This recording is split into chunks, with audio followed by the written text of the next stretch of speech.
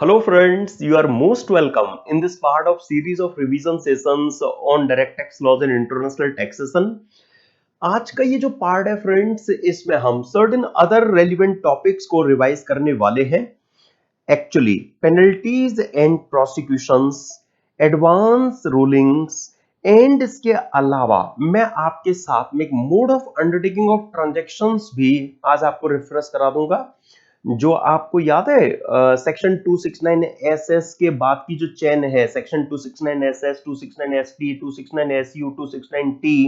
वो भी हम आज के इस रिवीजन सेशन में रिफ्रेश कर लेंगे, राइट? अच्छा, तो चलिए आइए फ्रेंड्स अपना डिस्कशन शुरू करते हैं हम पेनल्टीज एंड प्रोसिक्यूशंस में. इनिशियली पेनल्टीज से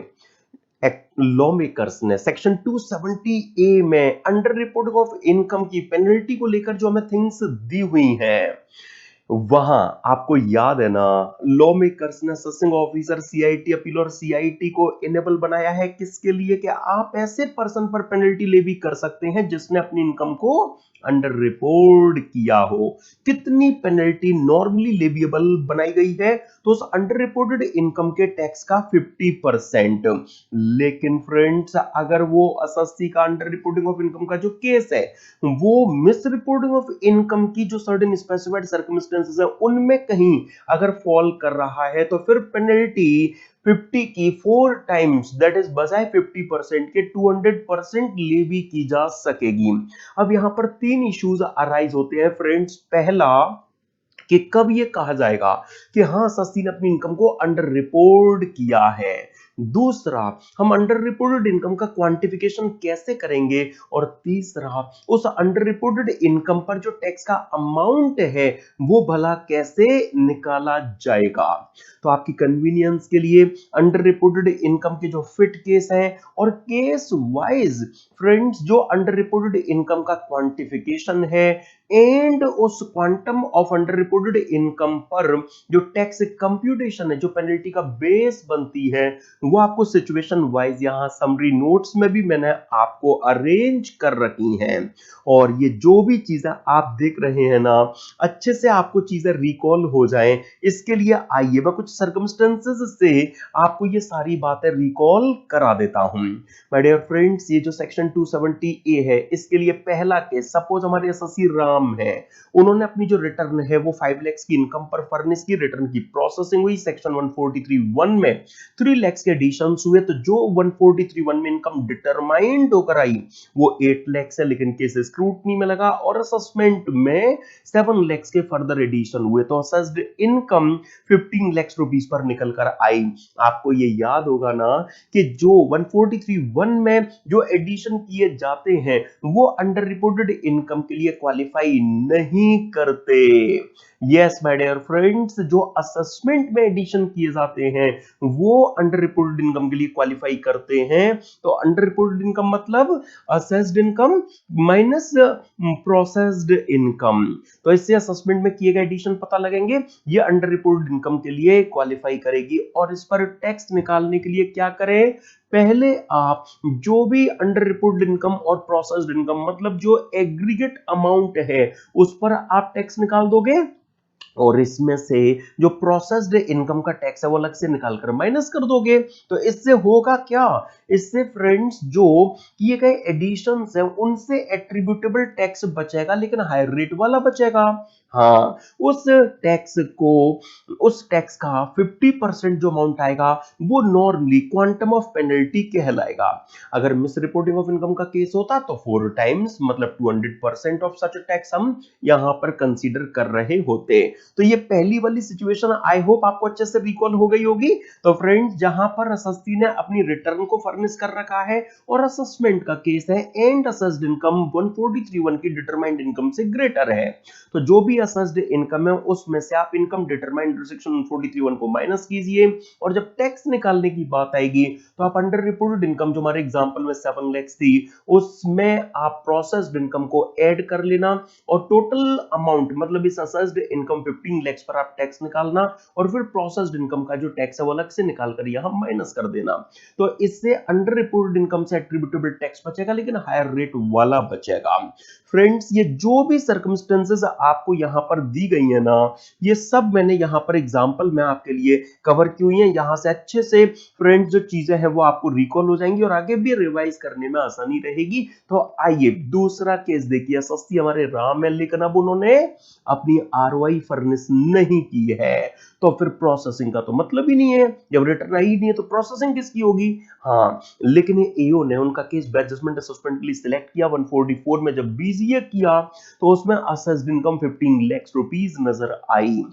एक इंडिविजुअल के लिए। फ्रेंड्स, उस केस में जहां उन्होंने अपनी रिटर्न फर्निश ना की हो, अंडर रिपोर्टेड इनकम क्या कहलाएगी? तो जो असेस्ड इनकम है उसमें से बेसिक एग्जम्पशन लिमिट को माइनस करने के बाद जो फिगर आएगी वो अंडर रिपोर्टेड इनकम के लिए क्वालिफाई करेगी। लेकिन जब टैक्स निकालने की बात आएगी तो आप इस अंडर रिपोर्टेड इनकम से में जो आपने अभी बेसिक एग्जम्पशन लिमिट का पहले एडजस्टमेंट किया था उसे रिवर्स करेंगे और जो टोटल अमाउंट है उस पर जो टैक्स है वही tax on under reported income कहलाएगा, जिसका 50% पेनल्टी के लिए माय डियर फ्रेंड्स यहां पर लायबल बन जाएगा। अगर मैं यहीं पर केस इंडिविजुअल एचयूएफ के अलावा किसी अदर एसएससी का बना लूं, जैसे सपोज एसएससी एक्स लिमिटेड है, उन्होंने भी रिटर्न फर्निश नहीं की, उनका भी एओ ने बीसीए किया और batch judgement assessment 2 lakh rupees की असेस्ड इनकम पर किया गया,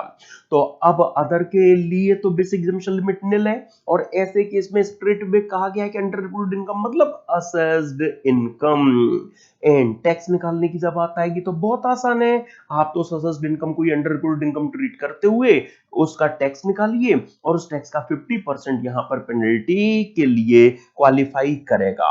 आई होप दोनों सिचुएशंस आपको रिफ्रेश हो गई होंगी। वही बातें माय डियर फ्रेंड्स आपको यहां पर ये दी गई हैं। तो मैंने एक पार्ट अभी आपको इसका कवर कराया कि जहां सस्ती ने अपनी रिटर्न फर्निश नहीं की है एंड असेसमेंट का केस है और जो असेस्ड इनकम है वो बेसिक एग्जम्पशन लिमिट से अगर ग्रेटर है, तो अगर इंडिविजुअल एचयूएफ का केस है जो हमारा पहला केस था 15 लाख वाला, उसमें असेस्ड इनकम 15 में से बेसिक एग्जम्पशन लिमिट 2.5 माइनस कीजिए, 12.5 अंडर रिपोर्टेड इनकम कहलाएगी, राइट। लेकिन जब टैक्स निकालने की बात आएगी तो उस 12.5 में आप बेसिक एग्जम्पशन लिमिट को रिवर्स करेंगे, जो टोटल फिगर आएगी उसी को टोटल इनकम मानते हुए एसएससी का टैक्स निकाल देंगे। दूसरा केस अभी हमने कंपनी का लिया। कंपनी के केस में मतलब इंडिविजुअल एचयूएफ को छोड़कर किसी अदर एसएससी के केस में जो असेस्ड इनकम थी हमारे एग्जांपल में 2 लाख, वही अंडर रिपोर्टेड इनकम कहलाएगी और उसका टैक्स ही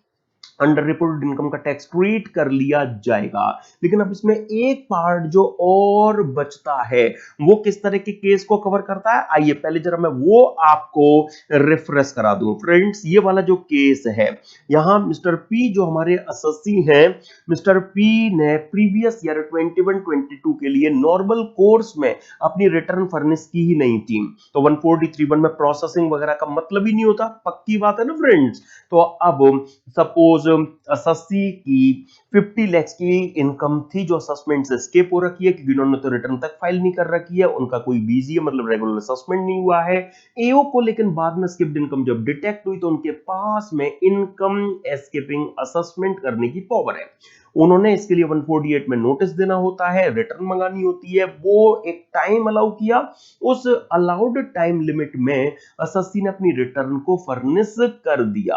यस, एसएससी ने अपनी रिटर्न को फर्निश कर दिया। अब एसएससी रिटर्न फर्निश करते नहीं करते एओ की सेहत पर क्या फर्क पड़ना था, उन्होंने तो स्किप्ड इनकम पता कर ही ली थी, तो एओ ने तो अपने इनकम स्किपिंग असेसमेंट का ऑर्डर पास किया। अभी तक जो सिचुएशन आपने देखी उनमें पहला केस था कि जहां एसएससी ने अपनी रिटर्न फर्निश कर दी हो तो फिर प्रोसेस्ड इनकम से ऊपर जितने एडिशन अंडर असेसमेंट होंगे वो अंडर रिपोर्टेड इनकम के लिए क्वालिफाई करेंगे। अब यहां मिस्टर पी के केस में तो नॉर्मल कोर्स में रिटर्न आई नहीं है तो प्रोसेसिंग का मतलब ही नहीं है, तो फर्स्ट पॉइंट में तो ये केस आ नहीं पाएगा जो हमने सबसे पहले रिफ्रेश किया। सेकंड में जितना भी हमने पार्ट देखा है उसमें क्या केस रहा है कि एसएससी ने रिटर्न फर्निश की ना हो लेकिन एसएससी ने रिटर्न या फर्निश कर दी है, चाहे भले 148 के नोटिस के पुर्सुएंस में, लेकिन फाइल तो कर ही दी है ना। हाँ, तो इसीलिए सेकंड पॉइंट में अभी तक जितना आपने पार्ट देखा उसमें भी केस नहीं आएगा, लेकिन इस केस में भी पेनल्टी एसएससी पर लग सके इसके लिए लॉ मेकर्स ने अलग से इस केस को कि जहां एसएससी फर्स्ट टाइम अपनी रिटर्न 148 के नोटिस के रिस्पॉन्स में फाइल करेगा ये भी पेनल्टी के लिए फिट केस यहां पर कहलाएगा। अंडर रिपोर्टेड इनकम कैसे निकालेंगे? बिल्कुल वही अप्रोच है जो आपने नॉन फाइलिंग ऑफ आरओआई के केस में देख रखी है कि जो भी असेस्ड इनकम है उसमें से बेसिक एग्जम्पशन लिमिट एडजस्ट कीजिए, जो बचेगा वो अंडर रिपोर्टेड इनकम के लिए क्वालिफाई करेगा। लेकिन जब टैक्स निकालने की बात आएगी तो उस अंडर रिपोर्टेड इनकम में आपने जो अभी बाहर किया था उसको इन कर दीजिए, मतलब रिवर्स कर दीजिए, तो ये यहां पर अंडर रिपोर्टेड इनकम का टैक्स बन जाएगा। यहां पर एसएससी इंडिविजुअल एचईएफ की बजाय कोई और होते तो हम ये एडजस्टमेंट नहीं कर रहे होते, स्ट्रेट वे असेस्ड इनकम को अंडर रिपोर्टेड इनकम बनाकर उसका टैक्स निकाल दे रहे होते। तो जो सेकंड पॉइंट फ्रेंड्स आपको दिया गया है ना, उसमें इसी तरह की बात है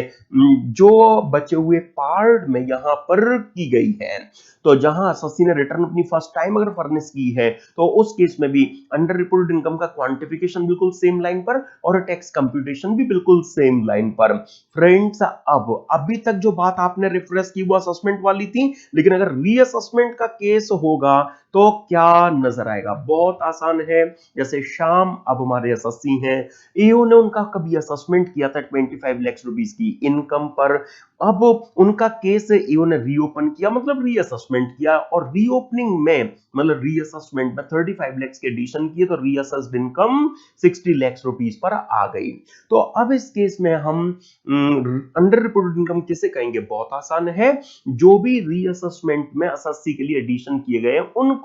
तो मतलब reassessed income minus earlier assessed income, वो अंडर रिपोर्टेड इनकम के लिए क्वालिफाई यहां पर करेगी। एंड टैक्स निकालने की जब बात आएगी तो माय डियर फ्रेंड्स उस केस में लॉ मेकर्स ने वही हायर रेट का बेनिफिट मिल जाए इसके लिए जो रीअसेस्ड इनकम का टैक्स है वो पहले हमसे निकलवाया और फिर उसमें से अर्लियर असेस्ड इनकम का जो टैक्स है वो माइनस कराया, जिससे कि इस फिगर से एट्रीब्यूटेबल जो टैक्स है वो बचे लेकिन हायर रेट वाला। यही अप्रोच जो रीअसेसमेंट के केस के लिए लॉ में अडॉप्ट की गई है। क्विकली रिफ्रेश करते चलिए फ्रेंड्स, तो यहां पर जहां फर्स्ट टाइम इनकम असेस ना हो रही हो, मतलब रीअसेसमेंट का केस हो and reassessed income earlier assessed income से ग्रेटर हो, तो reassessed income minus earlier assessed income बन जाएगी अंडर रिपोर्टेड इनकम। और उसका टैक्स निकालने की जब बात आएगी तो under reported income plus earlier assessed income. Broadly speaking जो रीअसेस्ड इनकम का इन एग्रीगेट अमाउंट है उस पर टैक्स निकाल दो और उसमें से अर्लियर असेस्ड इनकम का जो टैक्स है वो माइनस कर दो, तो आपको जो अंडर रिपोर्टेड इनकम से एट्रीब्यूटेबल टैक्स है वो पता लगेगा, हायर रेट वाला होगा और वो यहां पेनल्टी का बेस बनेगा। एंड फ्रेंड्स अब कुछ लॉस के जो केसेस हैं वो मैं आपको रिकॉल कराना चाहूंगा। एग्जाम में जो केस स्टडी आपको दी जाती है उसमें लॉस की सिचुएशन भी आपको बनाकर दे दी जाती है। तो अब जो जो थर्ड केस है वो देखिए, यहां हमारे जो एसएससी हैं वो मिस्टर ए है, उन्होंने लॉस की रिटर्न फर्निश की थी, प्रोसेसिंग में कुछ एडिशंस हुए 10 लाख के, तो जो 143(1) में लॉस डिटरमाइंड होकर आया वो 40 लाख का आया। ये पक्की बात है कि प्रोसेसिंग में जो भी एडिशंस हुए हैं वो अंडर रिपोर्टेड इनकम के लिए क्वालिफाई नहीं करेंगे, उन पर पेनल्टी लेविएबल नहीं बनेगी। राइट फ्रेंड्स, अब जो असेसमेंट में सपोज ये केस लग गया, असेसमेंट में भी एडिशन हुए और जो असेस्ड लॉस है वो और रिड्यूस होकर 15 लाख पर आ गया। रैशनली जो असेसमेंट में एडिशंस हुए हैं वो एसएससी का डिफॉल्ट है जो पेनल्टी लायबल बननी चाहिए यही होगा। लेकिन अप्रोच क्या है लॉ की कि जो भी असेस्ड लॉस है आप वो रखेंगे, रख लिया लॉस मतलब नेगेटिव फिगर, और उसमें से माइनस करेंगे जो प्रोसेस्ड लॉस रहा है उसे, दैट इज -40 को। अब माइनस माइनस तो आपको पता है प्लस हो जाएगा, तो -15 एंड पॉजिटिव 4D, या मैं यूं कहूं -15 एंड +4D, तो जो पॉजिटिव 25 वो रिजल्ट आएगा। वही की वही बात आ गई जो असेसमेंट में किए गए एडिशन थे, ये अंडर रिपोर्टेड इनकम के लिए क्वालिफाई यहां पर फिगर करेगी और इसका इसी को असेस्ड इनकम मानते हुए, टोटल इनकम मानते हुए जो टैक्स है वो निकालेंगे और वो टैक्स का 50% पेनल्टी के लिए क्वालिफाइंग सम कहलाएगा। तो ये स्थिति क्या बन रही है जिसमें कि जो प्रोसेस्ड लॉस है वो एसएससी का असेसमेंट में रिड्यूस हो रहा है, लेकिन अगर इनकम में कन्वर्ट हो जाए तो जैसे इसी से एसोसिएटेड एक और सिचुएशन देखो प्लीज कि जो प्रोसेस्ड लॉस था वो 40 लाख था लेकिन असेसमेंट में एडिशन 60 लाख के हो गए, तो असेस्ड इनकम निकल कर आ गई 20 लाख की। तो यहां पर भी अप्रोच वही है। अब assessed income minus processed loss, तो फिर माइनस माइनस प्लस हो जाएगा, तो +20 +40 पॉजिटिव 60 रिजल्ट आएगा। यस, ये अंडर रिपोर्टेड इनकम कहलाएगी और यही तो असेसमेंट में किए गए एडिशन थे यस फ्रेंड्स, इसी का जो टैक्स है वो अंडर रिपोर्टेड इनकम का टैक्स बनेगा और उसका 50% नॉर्मली पेनल्टी लेविएबल बनेगी। मैं फिर कहूंगा मिस रिपोर्टिंग का केस होगा तो पेनल्टी 200% हो जाएगी, बात खत्म। तो जो लॉस के केसेस थे फ्रेंड्स, वो आपने ये दोनों सिचुएशंस जो आपको दी गई हैं वो उन केसेस से रिफ्रेश कर ली, और मैंने चीजें भी आपको एग्जांपल में उसी तरह से प्रेजेंट की हैं जिससे कि आपको इनमें कोई दिक्कत ना आए। लेकिन ये तो असेसमेंट में ये तो असेसमेंट का केस था जो हमने लॉस वाला डिस्कस किया, लेकिन रीअसेसमेंट के केस को भी जरा एक बार देख लीजिए फ्रेंड्स। अब हमारे जो असेसी मिस्टर एक्स है उनका जो असेस्ड लॉस रहा है वो 25 लाख का रहा है। उनका केस इन्होंने रीओपन दैट इज रीअसेसमेंट किया, और रीअसेसमेंट में पहला केस एडिशन किए गए 20 लाख के, तो रीअसेसमेंट में जो लॉस है वो रह गया 5 लाख का 25 से। तो अब इस केस में अंडर रिपोर्टेड इनकम क्या कहलाएगी? तो अब जो रीअसेस्ड लॉस है आप वो रख लो और उसमें से माइनस करो अर्लियर असेस्ड लॉस को, तो फिर माइनस माइनस प्लस हो जाएगा, -5 और +25, +20 निकल कर आएगा। यही तो रीअसेसमेंट में किए गए एडिशन थे जो अंडर रिपोर्टेड इनकम के लिए क्वालिफाई करेंगे, और इसी का जो टैक्स है वो पेनल्टी का बेस यहां पर बन जाएगा। लेकिन फ्रेंड्स अगर रीअसेसमेंट में मैं मान लूं कि एडिशन अगर 35 लाख के हुए होते, तो फिर उस केस में आप देखिए अर्लियर असेस्ड लॉस था 25 का, रीअसेसमेंट में एडिशन हुए 35 के, तो रीअसेस्ड इनकम निकल कर आएगी 10 लाख रुपीस की। ओके, अब यहां पर जो अंडर रिपोर्टेड इनकम है वो हम क्या कहेंगे? तो reassessed income minus earlier assessed loss, फिर माइनस माइनस प्लस हो गया, तो +10 +25 दैट इज +35। यही किए गए रीअसेसमेंट में एडिशन थे जो अंडर रिपोर्टेड इनकम के लिए क्वालिफाई कर जाएंगे।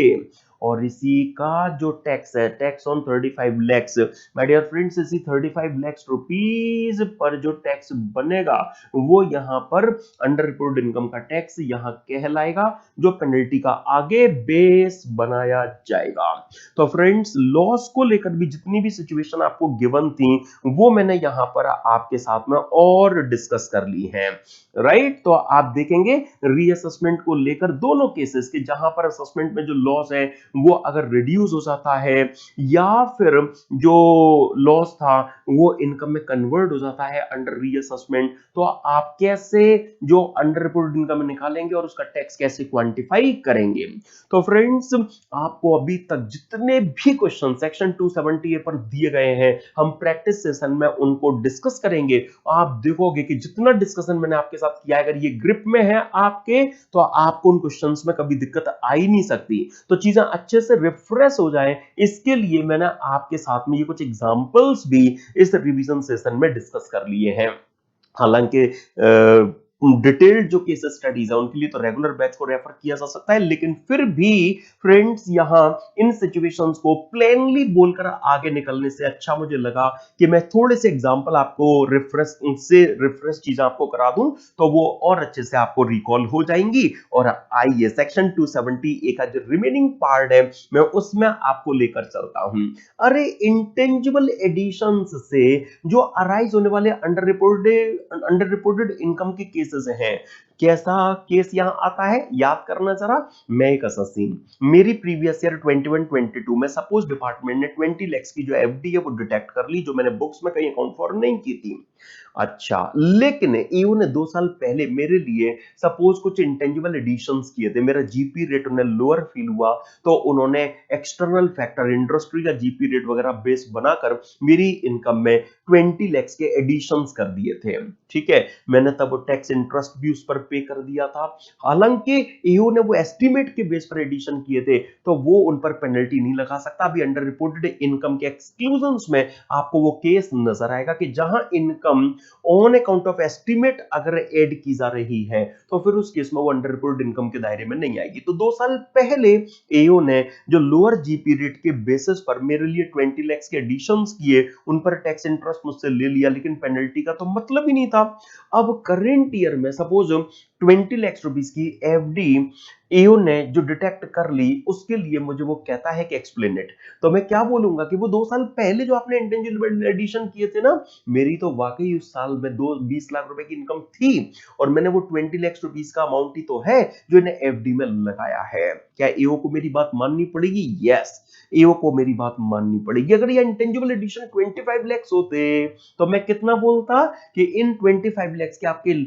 इंटेंजिबल एडिशंस में से 20 लैक्स रुपीस के एडिशन सही है, उतनी मैंने इनकम कमाई थी, छिपाई थी, वो एफडी में लगाई है, तो उतना ही मेरे लिए अब अंडर रिपोर्टेड इनकम कंफर्म हो जाएगा। जो पेनल्टी मुझ पर 20 लैक्स तक नहीं लगी थी वो एओ अब लगा पाएगा। और कहीं एफडी अगर 35 लैक्स की हुई और सपोज जो फर्स्ट प्रेसिडिंग ईयर था जिसमें इंटेंजिबल एडिशन हुए थे वो 25 लैक्स के थे, तो बाकी 10 लैक्स को एक्सप्लेन करने के लिए मैं उस फर्स्ट प्रेसिडिंग ईयर से पहले के ईयर में जब इंटेंजिबल एडिशन हुए थे उनको यूज कर सकूंगा। सपोज 15 लैक्स के हुए थे तो उसमें से 10 लैक्स रुपीस का जो कंपोनेंट है वो मेरी उस फर्स्ट प्रेसिडिंग ईयर से पहले के ईयर की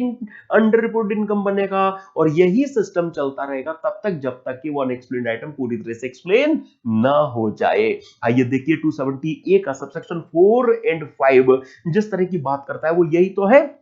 देखिए, तो अगर किसी ईयर में कोई अनएक्सप्लेन्ड इन्वेस्टमेंट वगैरह पता लगा जिसके लिए एसएससी ये क्लेम करता है कि ये उसके पास्ट ईयर्स में किए गए इंटेंजिबल एडिशन से क्रिएट हुए हैं, तो हम चेक करेंगे कि जो लेटेस्ट प्रेसिडिंग ईयर का इंटेंजिबल एडिशन है अगर वो उस अनएक्सप्लेन्ड आइटम से ज्यादा है, अनएक्सप्लेन्ड आइटम डिटेक्ट हुआ 20 लैक्स का, इंटेंजिबल एडिशन था 25 लैक्स का, तो एसएससी तो अपनी गलती इसमें से केवल 20 लैक्स तक मानेगा ना। लॉ भी वही कहता है कि इंटेंजिबल एडिशन जितना उस अनएक्सप्लेन्ड आइटम को कवर करने के लिए सफिशिएंट है उस एक्सटेंट तक का इंटेंजिबल एडिशन अब एसएससी की अंडर रिपोर्टेड इनकम उस लेटेस्ट प्रेसिडिंग ईयर की ट्रीट कर लिया जाएगा। लेकिन अगर इस लेटेस्ट मतलब फर्स्ट प्रेसिडिंग ईयर के इंटेंजिबल एडिशन अगर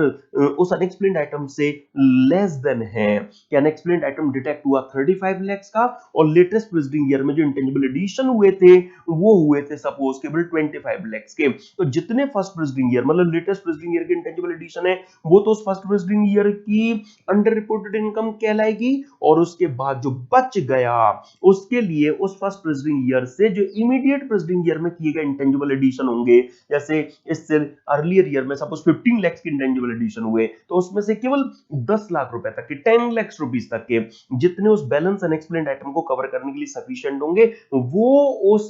इमीडिएट प्रेसिडिंग ईयर के अंडर रिपोर्टेड इनकम कहलाएंगे एंड सो ऑन। ऐसे ही चलता रहेगा जब तक कि वो अनएक्सप्लेन्ड आइटम एक्सप्लेन ना हो जाए।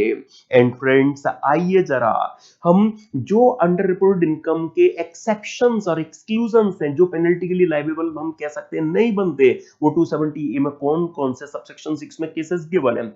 Suppose income tax authority like AO ने किसी एक्सपेंस की जो डिसअलावेंस है जो एडिशन है वो प्रपोज किया, प्लान किया, लेकिन एसएससी ने जो एक्सप्लेनेशन उस पर ऑफर की उससे इनकम टैक्स अथॉरिटी लाइक एओ सेटिस्फाइड हो जाती है कि वाकई ये एक्सप्लेनेशन बोनाफाइड है और एसएससी ने इससे रिलेटेड जो भी ऑल मटेरियल फैक्ट्स हैं वो फुल्ली एंड ट्रूली डिस्क्लोज कर दिए हैं, तो फिर वो एडिशन सस्टेन ही नहीं करेंगे,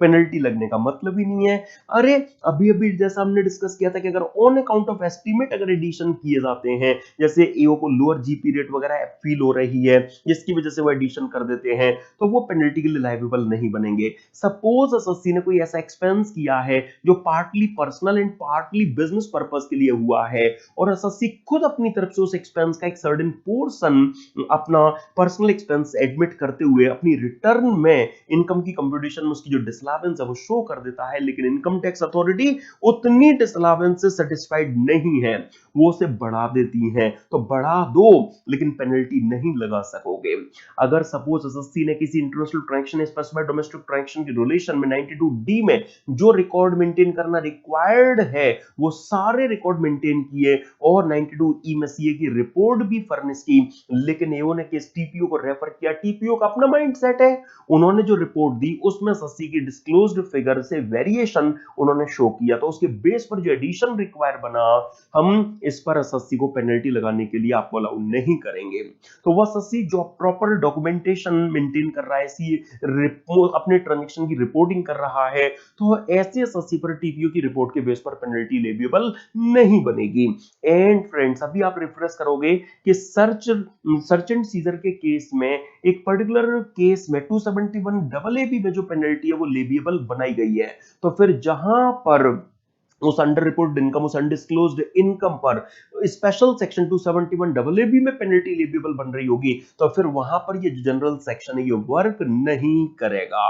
और फ्रेंड्स, 4 गुना पेनल्टी वाले केसेस भी रिकॉल कीजिएगा, जिनमें पेनल्टी 4 टाइम्स, मतलब मिस रिपोर्टिंग ऑफ इनकम की जो केसेस है, मैं वो अब आपको रिकॉल करा देना चाहता हूं। देखिए कौन से वो केसेस है जिनमें जो पेनल्टी है वो 4 टाइम्स लग सकेगी। देखो पहला केस, जहां सस्ती ने अगर फैक्ट्स को सप्रेस किया, मतलब छिपाया, उन्होंने उसे रॉन्गली प्रेजेंट किया, मतलब मिसरिप्रेजेंट किया कि भाई थी अर्बन एग्रीकल्चर लैंड जिसको उन्होंने ट्रांसफर किया था, लेकिन शो किया एज रूरल एग्रीकल्चर लैंड के ट्रांसफर की तरह, जैसे कि कैबिन टैक्स बच जाए, तो वो टैक्स तो बचेगा ही नहीं, मिस रिपोर्टिंग ऑफ इनकम का केस और बन जाएगा। इसके अलावा सस्ती ने कोई इन्वेस्टमेंट किया लेकिन उसे अकाउंट फॉर तक नहीं किया है, सस्ती ने कोई एक्सपेंस क्लेम किया जिसको वो प्रूफ नहीं कर पाते, मतलब बोगस एक्सपेंस क्लेम कर रहे हैं। यस, अगर सस्ती ने कोई फॉल्स एंट्री फ्रेंड्स की अपने बुक्स ऑफ अकाउंट्स में कोई फॉल्स एंट्री उन्होंने रिकॉर्ड कर रखी है कि भाई देखो रिसीट थी, तो इनकम की रिसीट, लेकिन as an unsecured loan credit कर रखी है जिससे कि इनकम टैक्स बच जाए, तो रिसीट थी, क्रेडिट इफेक्ट देना था, है ना। तो फ्रेंड्स उसको बजाय एज एन इनकम क्रेडिट करने के उन्होंने क्या कर दिया, उन्होंने उसे as an unsecured loan credit दिखा दिया, तो वो मिस रिपोर्टिंग का केस कहलाएगा। या सस्ती ने रिसीट को रिकॉर्ड ही नहीं किया, जैसे प्राइवेट पार्टी लोन है उन पर इंटरेस्ट आ रहा है लेकिन रिकॉर्ड ही नहीं किया उन्होंने। ओके, या फ्रेंड्स सस्ती ने कोई international transaction specified domestic transaction report तक नहीं किया, छिपा गए उसे, सीए की रिपोर्ट तक उस पर फर्निश नहीं की, तो इन केसेस में जो पेनल्टी है वो 4 टाइम्स लगेगी। सपोज एसएससी को 1 करोड़ रुपीस की रिसीट हुई थी, ओके, उन्होंने उसे अकाउंट फॉर ही नहीं किया था, और उस 1 करोड़ की रिसीट को उन्होंने आगे इन्वेस्ट कर दिया किसी फ्लैट में। अब जब उन्होंने इनफ्लो ही अकाउंट फॉर नहीं किया है तो आउटफ्लो तो बिल्कुल अकाउंट फॉर नहीं करेंगे। अब उन पर एओ ने इस ग्राउंड पर कि आपने रिसीट रिकॉर्ड नहीं की है 270 ए में 4 टाइम्स पेनल्टी लगा दी, मतलब 200% की पेनल्टी लगा दी। अब वो कहता है कि आपने जो एक इन्वेस्टमेंट किया है वो भी अकाउंट फॉर नहीं किया है, तो मैं अगेन उस 1 करोड़ रुपए को आपकी मिस रिपोर्टेड इनकम मानूंगा, अगेन पेनल्टी लगाऊंगा। तो लॉ मेकर्स ने कहा ना, ये जाति हम नहीं करने देंगे, डबल पेनल्टी सेम अमाउंट के रिस्पेक्ट में पॉसिबल नहीं बनेगी। तो माय डियर फ्रेंड्स, एक मोस्ट रेलिवेंट सेक्शन जिस पर most of the times question आपको दिए गए हैं इस टॉपिक से, वो सेक्शन 270 ए, आपको मैं उम्मीद करता हूं अच्छे से रिफ्रेश हो गया होगा। और 270 ए का ही जो भाई है, यस 270 डबल ए, आइए मैं वो अब आपको रिकॉल कराना स्टार्ट करता हूं। पहले तो आप ये याद करो कि अगर एसएससी ने अपनी इनकम को फुल्ली एंड ट्रूली डिस्क्लोज नहीं किया, तो ये under reporting of income income tax act में एक डिफॉल्ट है, और उसके लिए एक मॉनेटरी पनिशमेंट पेनल्टी के फॉर्म में 270 ए में गिवन है। इसके अलावा ये इनकम टैक्स एक्ट में एक ऑफेंस भी है, और हम प्रोसिक्यूशन में रिफ्रेश करेंगे कि इसके लिए 276 सी में 3 मंथ से 7 इयर्स तक का विद फाइन जो इम्प्रिजनमेंट है वो भी प्रोवाइड किया गया है। और एसएससी ने अगर अपनी इनकम ना हाईलाइट हो, वो ना लाइमलाइट में आए, इसके लिए एसएससी ने रिटर्न ही फर्निश नहीं की, जिससे इनकम ऑन रिकॉर्ड आने को ही ना पाए, तो रिटर्न की नॉन फर्निशिंग अपने आप में एक ऑफेंस है, और इसके लिए 276 डबल सी में 3 मंथ से 7 इयर्स तक का विद फाइन जो प्रोसिक्यूशन है वो अरेंज किया गया है। तो मतलब क्या कि हाँ, एक एसएससी ने अगर अपनी इनकम को अंडर रिपोर्ट किया, तो इस केस में अगर उसने इसके लिए रिटर्न भी फाइल तक नहीं की, तो इस केस में वो 270 ए की पेनल्टी के अलावा 276 सी डबल सी के प्रोसिक्यूशन के लिए भी लाइवेबल है। लेकिन कुछ कंडीशंस अगर ये एसएससी सेटिस्फाइड कर दें, तो लॉ मेकर्स ने उनको इन पेनल्टीज और प्रोसिक्यूशन से सेव हो जाए, वो इस इंटेंट के साथ में एक सेक्शन 270 डबल ए लॉ का पार्ट बनाया, जिसमें के पेनल्टी प्रोसिक्यूशन से जो इम्यूनिटी है वो एसएससी के लिए पॉसिबल बनाई गई। ये एसएससी इम्यूनिटी कि मतलब रिलीफ किससे लेने के लिए अप्लाई कर सकते हैं, तो 270 ए की पेनल्टी 276 सी डबल सी के प्रोसिक्यूशन से इम्यूनिटी मतलब रिलीफ के लिए एप्लीकेशन दे सकते हैं, लेकिन क्या मैंडेटरी है, कुछ कंडीशंस, जैसे एसएससी पर स्क्रूटनी असेसमेंट हुआ या इनकम स्कीपिंग असेसमेंट हुआ, तो जो भी असेसमेंट रीअसेसमेंट ऑर्डर में डिमांड उन पर टैक्स इंटरेस्ट की रेज हुई, उन्होंने उसे पे कर दिया हो। हाँ, तो मतलब वो एडिशन को ऑब्जेक्ट नहीं करेंगे, ऑब्जेक्ट करना है तो फिर अपील रिवीजन में जाओ, राइट। तो ईओ के एडिशन को वो एग्री कर रहे हैं, उन्होंने डिमांड पे कर दी हो, एंड वो आगे उस असेसमेंट रीअसेसमेंट ऑर्डर के अगेंस्ट में अपील लेकर ना गए हो,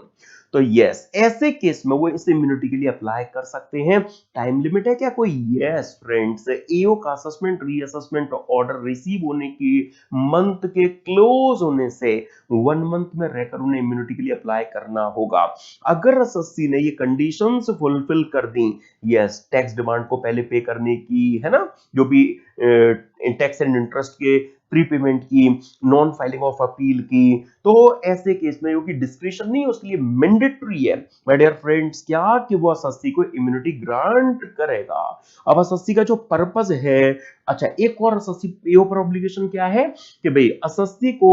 ईओ से असेसमेंट ऑर्डर मिला, वो 30 डेज तक अपील में जा सकता है, लेकिन उसको इम्यूनिटी लेनी थी तो वो अपील में नहीं गया, इम्यूनिटी के लिए एप्लीकेशन लेकर ईओ के पास आ गया। तो अब ईओ जो ऑर्डर पास करेंगे वो एसएससी की अपील फाइलिंग टाइम लिमिट से पहले पास नहीं करेंगे, नहीं तो हो सकता है अगले दिन एसएससी अपील में भी चले जाए,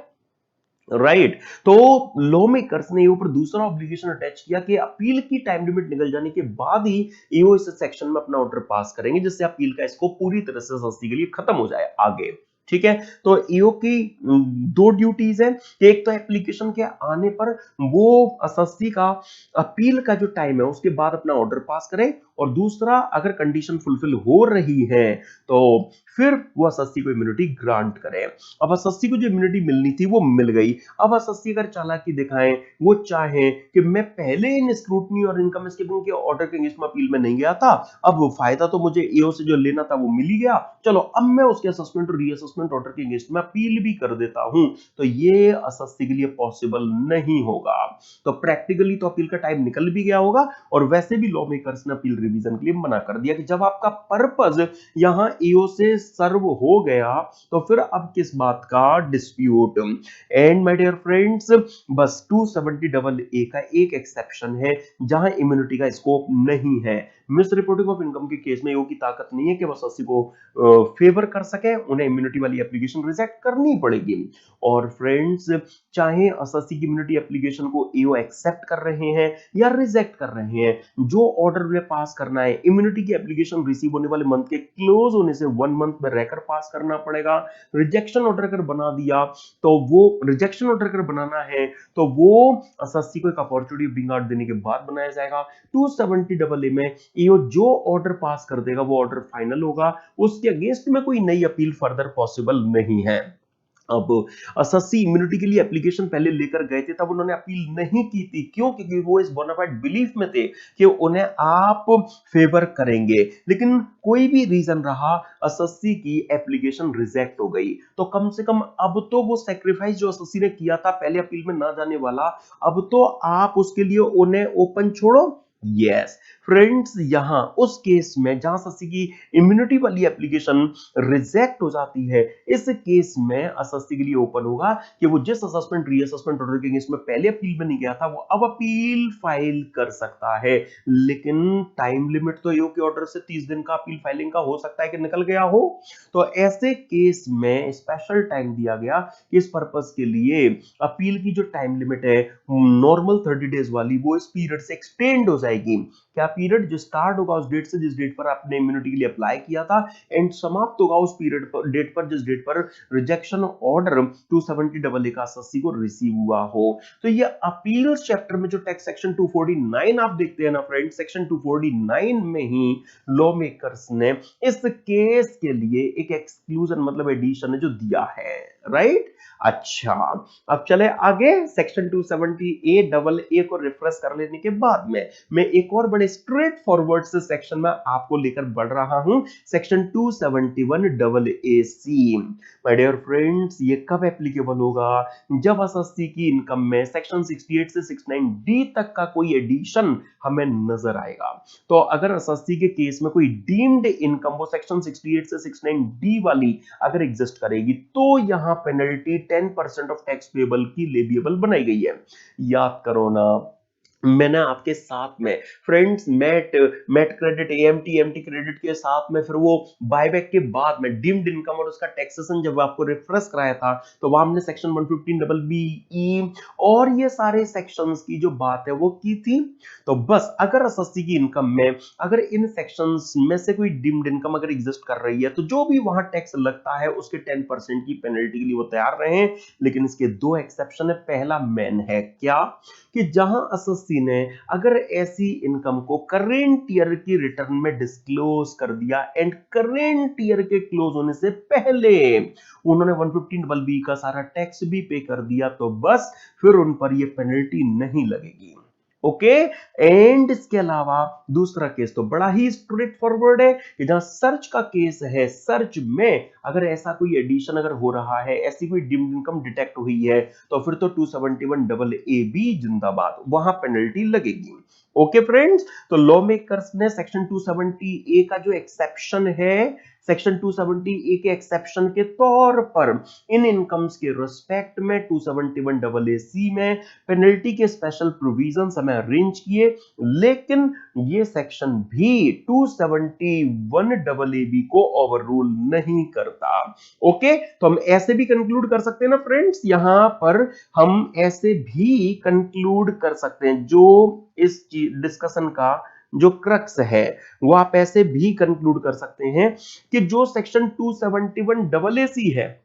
जो सेक्शन 271 डबल ए सी है वो 270 ए पर तो अपनी दादागिरी चला सकता है। 270 ए से तो वो बड़ा है ना, 270 ए को तो ओवर रूल किए हुए है, लेकिन 271 डबल ए बी के सामने नतमस्तक हो जाएगा। मतलब 271 डबल ए बी में अपनी टांग नहीं अड़ाएगा। आप इस तरह से भी माय डियर फ्रेंड्स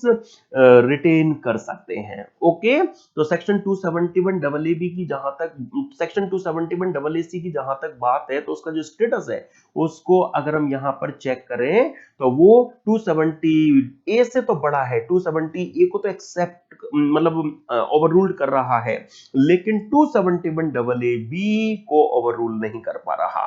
तो 271 डबल ए सी 270 ए से बड़ा हो गया, लेकिन 271 डबल ए बी से तो छोटा ही है। ये क्रक्स है माय डियर फ्रेंड्स। आइए मैं ले चलता हूं इस awaited section 271 double A B में, बार बार जिसकी बात हो रही है। 270 ने भी, सेक्शन 270 ए ने भी जिसके सामने सरेंडर कर दिया और 271 डबल ए सी ने भी जिसके सामने सरेंडर कर दिया। ये 271 डबल ए बी क्या है एक्चुअली? एक तो ये सर्च के केस में एप्लीकेबल बनाया गया है,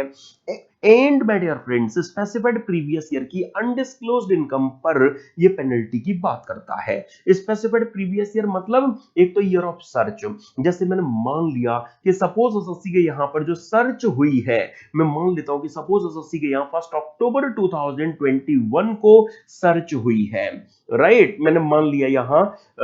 एक काम करते हैं, यहां मान लेते हैं कि 1 अक्टूबर 2020 को सर्च हुई है। तो अब यहां पर जो ईयर ऑफ सर्च है दैट इज 2021, वो तो स्पेसिफाइड प्रीवियस ईयर में आएगा ही। इसके अलावा वो ईयर जो एक्सपायर हो चुका हो, जैसे immediate preceding year 1920 in this example, जो एक्सपायर हो चुका हो लेकिन सर्च की डेट से पहले उसकी return filing due date expire ना हुई हो, एंड एसएससी ने अपनी सर्च की डेट से पहले उस एक्सपायर्ड प्रीवियस ईयर की रिटर्न तक फाइल ना कर रखी हो, तो जो ये प्रीवियस ईयर 1920 है, आप देखो यहां पर सर्च की डेट से पहले वो एक्सपायर हो चुका है, यस। उसकी मैं मान रहा हूं इस डेट से पहले एसएससी ने रिटर्न तक फर्निश नहीं की है, ठीक है, और ड्यू डेट भी नहीं निकली है। मैं मान लेता हूं कंपनी एसएससी है तो ड्यू डेट 31 अक्टूबर बनती है ना रिटर्न फाइलिंग की, तो ऐसे केस में हाँ ड्यू डेट भी नहीं निकली है। तो ये 1920 और स्पेसिफाइड प्रीवियस ईयर में यहां पर आ गया। Normally my dear friends specified previous year की अनडिस्क्लोज्ड इनकम पर जो पेनल्टी है वो अनडिस्क्लोज्ड इनकम के 60% की लेविएबल बनाई गई है, लेकिन इसका एक एक्सेप्शन है। जहां पेनल्टी हाफ दैट इज केवल 30% ऑफ अनडिस्क्लोज्ड इनकम की लगेगी, लेकिन उसके लिए बड़े सारे पापड़ बेलने पड़ेंगे। मतलब क्या कि वो जो अनडिस्क्लोज्ड इनकम है उसे सस्सी ने सर्च के दौरान एडमिट कर लिया हो, उन्होंने उसका मैनर बता दिया हो, उसे प्रूव भी कर दिया हो, and that's not enough. Shashi को स्पेसिफाइड डेट तक उस अनडिस्क्लोज्ड इनकम का टैक्स इंटरेस्ट पे भी करना है, एंड अपनी रिटर्न उस स्पेसिफाइड प्रीवियस ईयर की फाइल करके उसमें उस अनडिस्क्लोज्ड इनकम को एज एन इनकम ऑफर भी कर देना है। ये यहां पर लॉ की रिक्वायरमेंट है। अच्छा, ये स्पेसिफाइड डेट भला क्या है? तो याद कीजिए, जो ईयर ऑफ सर्च है इसके लिए तो जो ड्यू डेट फॉर आरओआई है, ड्यू डेट फॉर आरओआई वही बना दी गई है स्पेसिफाइड डेट, लेकिन जो इमीडिएट प्रीसीडिंग ईयर है, जो पहले सिस्टम रहा है 1 अप्रैल 2021 से पहले की सर्च का जो सिस्टम रहा है, उसमें सर्च होने के बाद में असेसिंग ऑफिसर असेसी को एक नोटिस देते हैं, उसमें सर्च वाले ईयर से लास्ट 6 इयर्स की रिटर्न फाइल करने के लिए उनको रिक्वायर करते हैं 153A जो कहता रहा है। तो अब पक्का इस तरह के केस में एसएससी को एओ ने नोटिस 153A में जारी किया होगा, उसमें एक टाइम बताया होगा, उस डेट तक एसएससी को लास्ट 6 इयर्स की रिटर्न फर्निश करने के लिए कहा होगा, और ये ईयर भी तो लास्ट 6 इयर्स में ही आ रहा है ना। तो बस इस एक्सपायर्ड प्रीवियस ईयर के लिए जो स्पेसिफाइड डेट कहलाएगी वो डेट कहलाएगी जिस डेट पर 153A में इशू किए गए नोटिस में जो अलाउड टाइम है रिटर्न फर्निश करने के लिए वो एक्सपायर होने जा रहा हो, तो वही लास्ट डे स्पेसिफाइड डेट यहां पर बन जाएगी। रैशनली अब 1 अप्रैल 2021 ऑनवर्ड्स अगर सर्च होगी तो फिर ये जो नोटिस है ये 148 में आता हुआ नजर आएगा, तो रैशनली यहां पर 148 का भी जो रेफरेंस है वो ऐड किया जाना चाहिए, लेकिन फाइनेंस एक्ट 2021 से पहले वो देखने को नहीं मिला, तो इसीलिए जिसका था वैसा ही मैंने केस आपके सामने बनाया, राइट। अब अनडिस्क्लोज्ड इनकम का मतलब आप किससे लोगे? जो पेनल्टी का बेस बनाई गई है, बहुत आसान है। देखो, सर्च के दौरान जो मिले असेट्स या entry in parts personal diary वगैरह हैं जो एसएससी की स्पेसिफाइड प्रीवियस ईयर की इनकम रिप्रेजेंट करती हैं, उन्हें एसएससी ने ऑफिशियली जो मेंटेन की जाने वाली books of accounts other documents like ledger cash book वगैरह हैं उनमें रिकॉर्ड ही ना किया हो, या सर्च के दौरान जो बोगस एक्सपेंस डिटेक्ट हुआ हो वो अनडिस्क्लोज्ड इनकम में केस आएगा। तो 271 डबल ए बी भी आपको रिफ्रेश हो गया होगा। और चलो, एक जो नई अमेंडमेंट इंसर्शन लाई गई थी फाइनेंस एक्ट 2020 से, मैं उसमें आपको लेकर चलना चाहता हूं, ठीक है। तो friends, yes, section 271 double AD, ये जो सेक्शन लाया गया है, इस सेक्शन में हम कह सकते हैं कि किस तरह यहां इस सेक्शन में किस तरह का केस कवर किया गया, तो उसको चलिए मैं इजी फॉर्म में थोड़ा आपके सामने रखता हूं। ये अलग से मैं कुछ रेगुलर बैच की बात आपके सामने प्रेजेंट कर रहा हूं। वैसे मैंने अभी थोड़ा आपको अदरवाइज भी रिकॉल कराया था। मिस्टर एक्स ने सपोज कोई मिस्टर एक्स को ए लिमिटेड ने कोई फेक जो बिल है वो अरेंज कर दिया जिससे ये अपना एक्सपेंस ज्यादा बुक कर पाए और अपनी इनकम कम दिखाकर अपना टैक्स बचा पाए। चलो, मिस्टर एक्स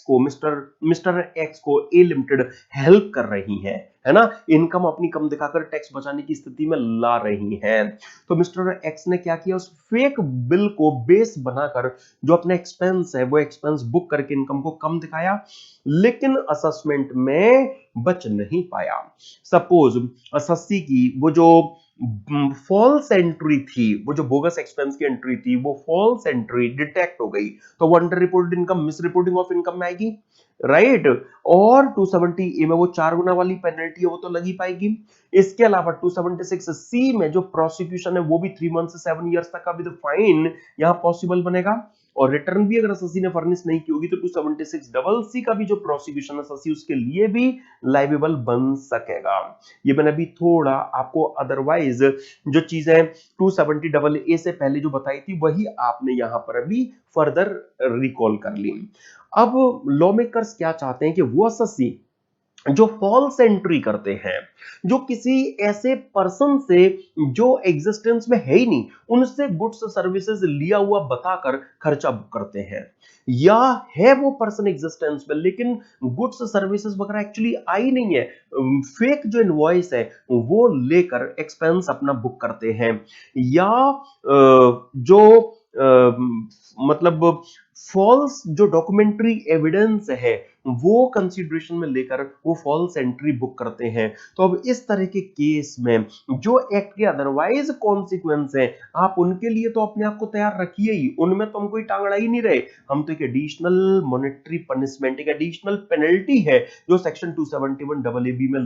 एडी में ला रहे हैं। कितनी? जितने की फॉल्स एंट्री करोगे उतने अमाउंट की। 271 डबल एडी में लॉ मेकर्स ने उस एसएससी को पकड़ा जिसने उस फॉल्स एंट्री को अंजाम दिया, राइट। और 271 डबल एडी में लॉ मेकर्स ने उसको भी नहीं छोड़ा जो एसएससी को इसमें हेल्प कर रहे हैं, जो एसएससी को इस स्थिति में लाने के लिए कॉपरेट कर रहे हैं। लॉ मेकर्स ने उनके लिए भी 271 डबल एडी में पेनल्टी लेविएबल बना दी है। बस हो गया 271 डबल एडी रिफ्रेश, और इसमें आप देखना कुछ आपको अलग से देखने को मिलेगा ही नहीं। देखिए मैं रख देता हूं फिर भी एक बार, ये नया लॉ है आपके सामने। Without prejudice to any other provision of this act, मतलब वो 270 में पेनल्टी, 276 सी के प्रोसिक्यूशन वगैरह सब अपनी जगह है, वो अपनी जगह है, वो लगेंगे। If during any proceeding under this act it is found that in the books of account maintained by any other person there is a false entry or an omission of any entry which is relevant for the computation of total income of such person, तो या तो false entry की या वो entry जो आपको करनी चाहिए थी वो आपने छोड़ दी, तो असेसिंग ऑफिसर ऐसे पर्सन को डायरेक्ट कर सकते हैं कि वो एक पेनल्टी पे करेगा जो उस तरह की फॉल्स और ओमिटेड एंट्री के अमाउंट की बराबर होगी। और ये तो जिसने फॉल्स एंट्री की उसके लिए हो गया, और जिसने उसमें कॉपरेट किया सबसेक्शन 1 में रेफर्ड इस पर्सन को, जिस पर्सन ने कॉपरेट किया है एसएससी को फॉल्स एंट्री करने की स्थिति में जो लेकर आया है, उस अदर पर्सन पर भी एओ पेनल्टी लगाने की जो पावर है वो यहां रखता है कि किसी भी तरह से अगर आपने एसएससी को फॉल्स एंट्री करने में, किसी एंट्री कॉमिट करने में कॉपरेट किया तो आप भी उतने अमाउंट की पेनल्टी के लिए लायबल कहलाओगे। और फॉल्स एंट्री का मतलब किससे लेना है कि अरे आपने कोई फॉर्ज या फॉल्सिफाइड डॉक्यूमेंट जैसे फॉल्स इनवॉइस वगैरह से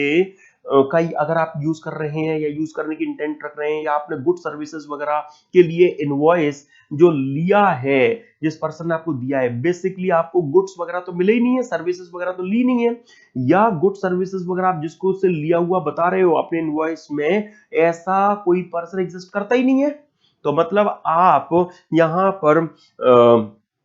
हम कह सकते हैं कि इस तरह प्रैक्टिकली क्या होता है, जो इनफैक्ट जो शेल कंपनीज होती हैं, जो डब्बा कंपनीज जिन्हें हम कह सकते हैं, ऑन पेपर जो कंपनीज होती हैं जो एक्चुअली एग्जिस्ट नहीं करती, तो अब उनसे अगर आपने इन गुड्स वगैरह लेने का इनवॉइस बुक करके अपनी इनकम को कम दिखाने की कोशिश की, तो फिर उस सिचुएशन में आप पर उतने अमाउंट की जो पेनल्टी है वो लग जाएगी, फॉल्स एंट्री में आपका जो केस है वो आ जाएगा, बात खत्म। तो फ्रेंड्स 271 डबल एडी ध्यान रखना एक एडिशनल नेगेटिव कॉन्सिक्वेंस का सेक्शन है। और आइए कभी कभी एग्जामिनर इस 275 पर भी क्वेश्चन आपको दे देते हैं जहां पर पेनल्टी ऑर्डर की पासिंग की मैंडेटरी सेंस में टाइम लिमिट एओ के लिए गिवन है। यस, अगर एओ अंडर रिपोर्टिंग ऑफ इनकम की पेनल्टी लगाना चाहते हैं तो फिर हम चेक करेंगे क्या उनके उस असेसमेंट ऑर्डर के अगेंस्ट में अपील हो गई है या रिवीजन की एप्लीकेशन चली गई है,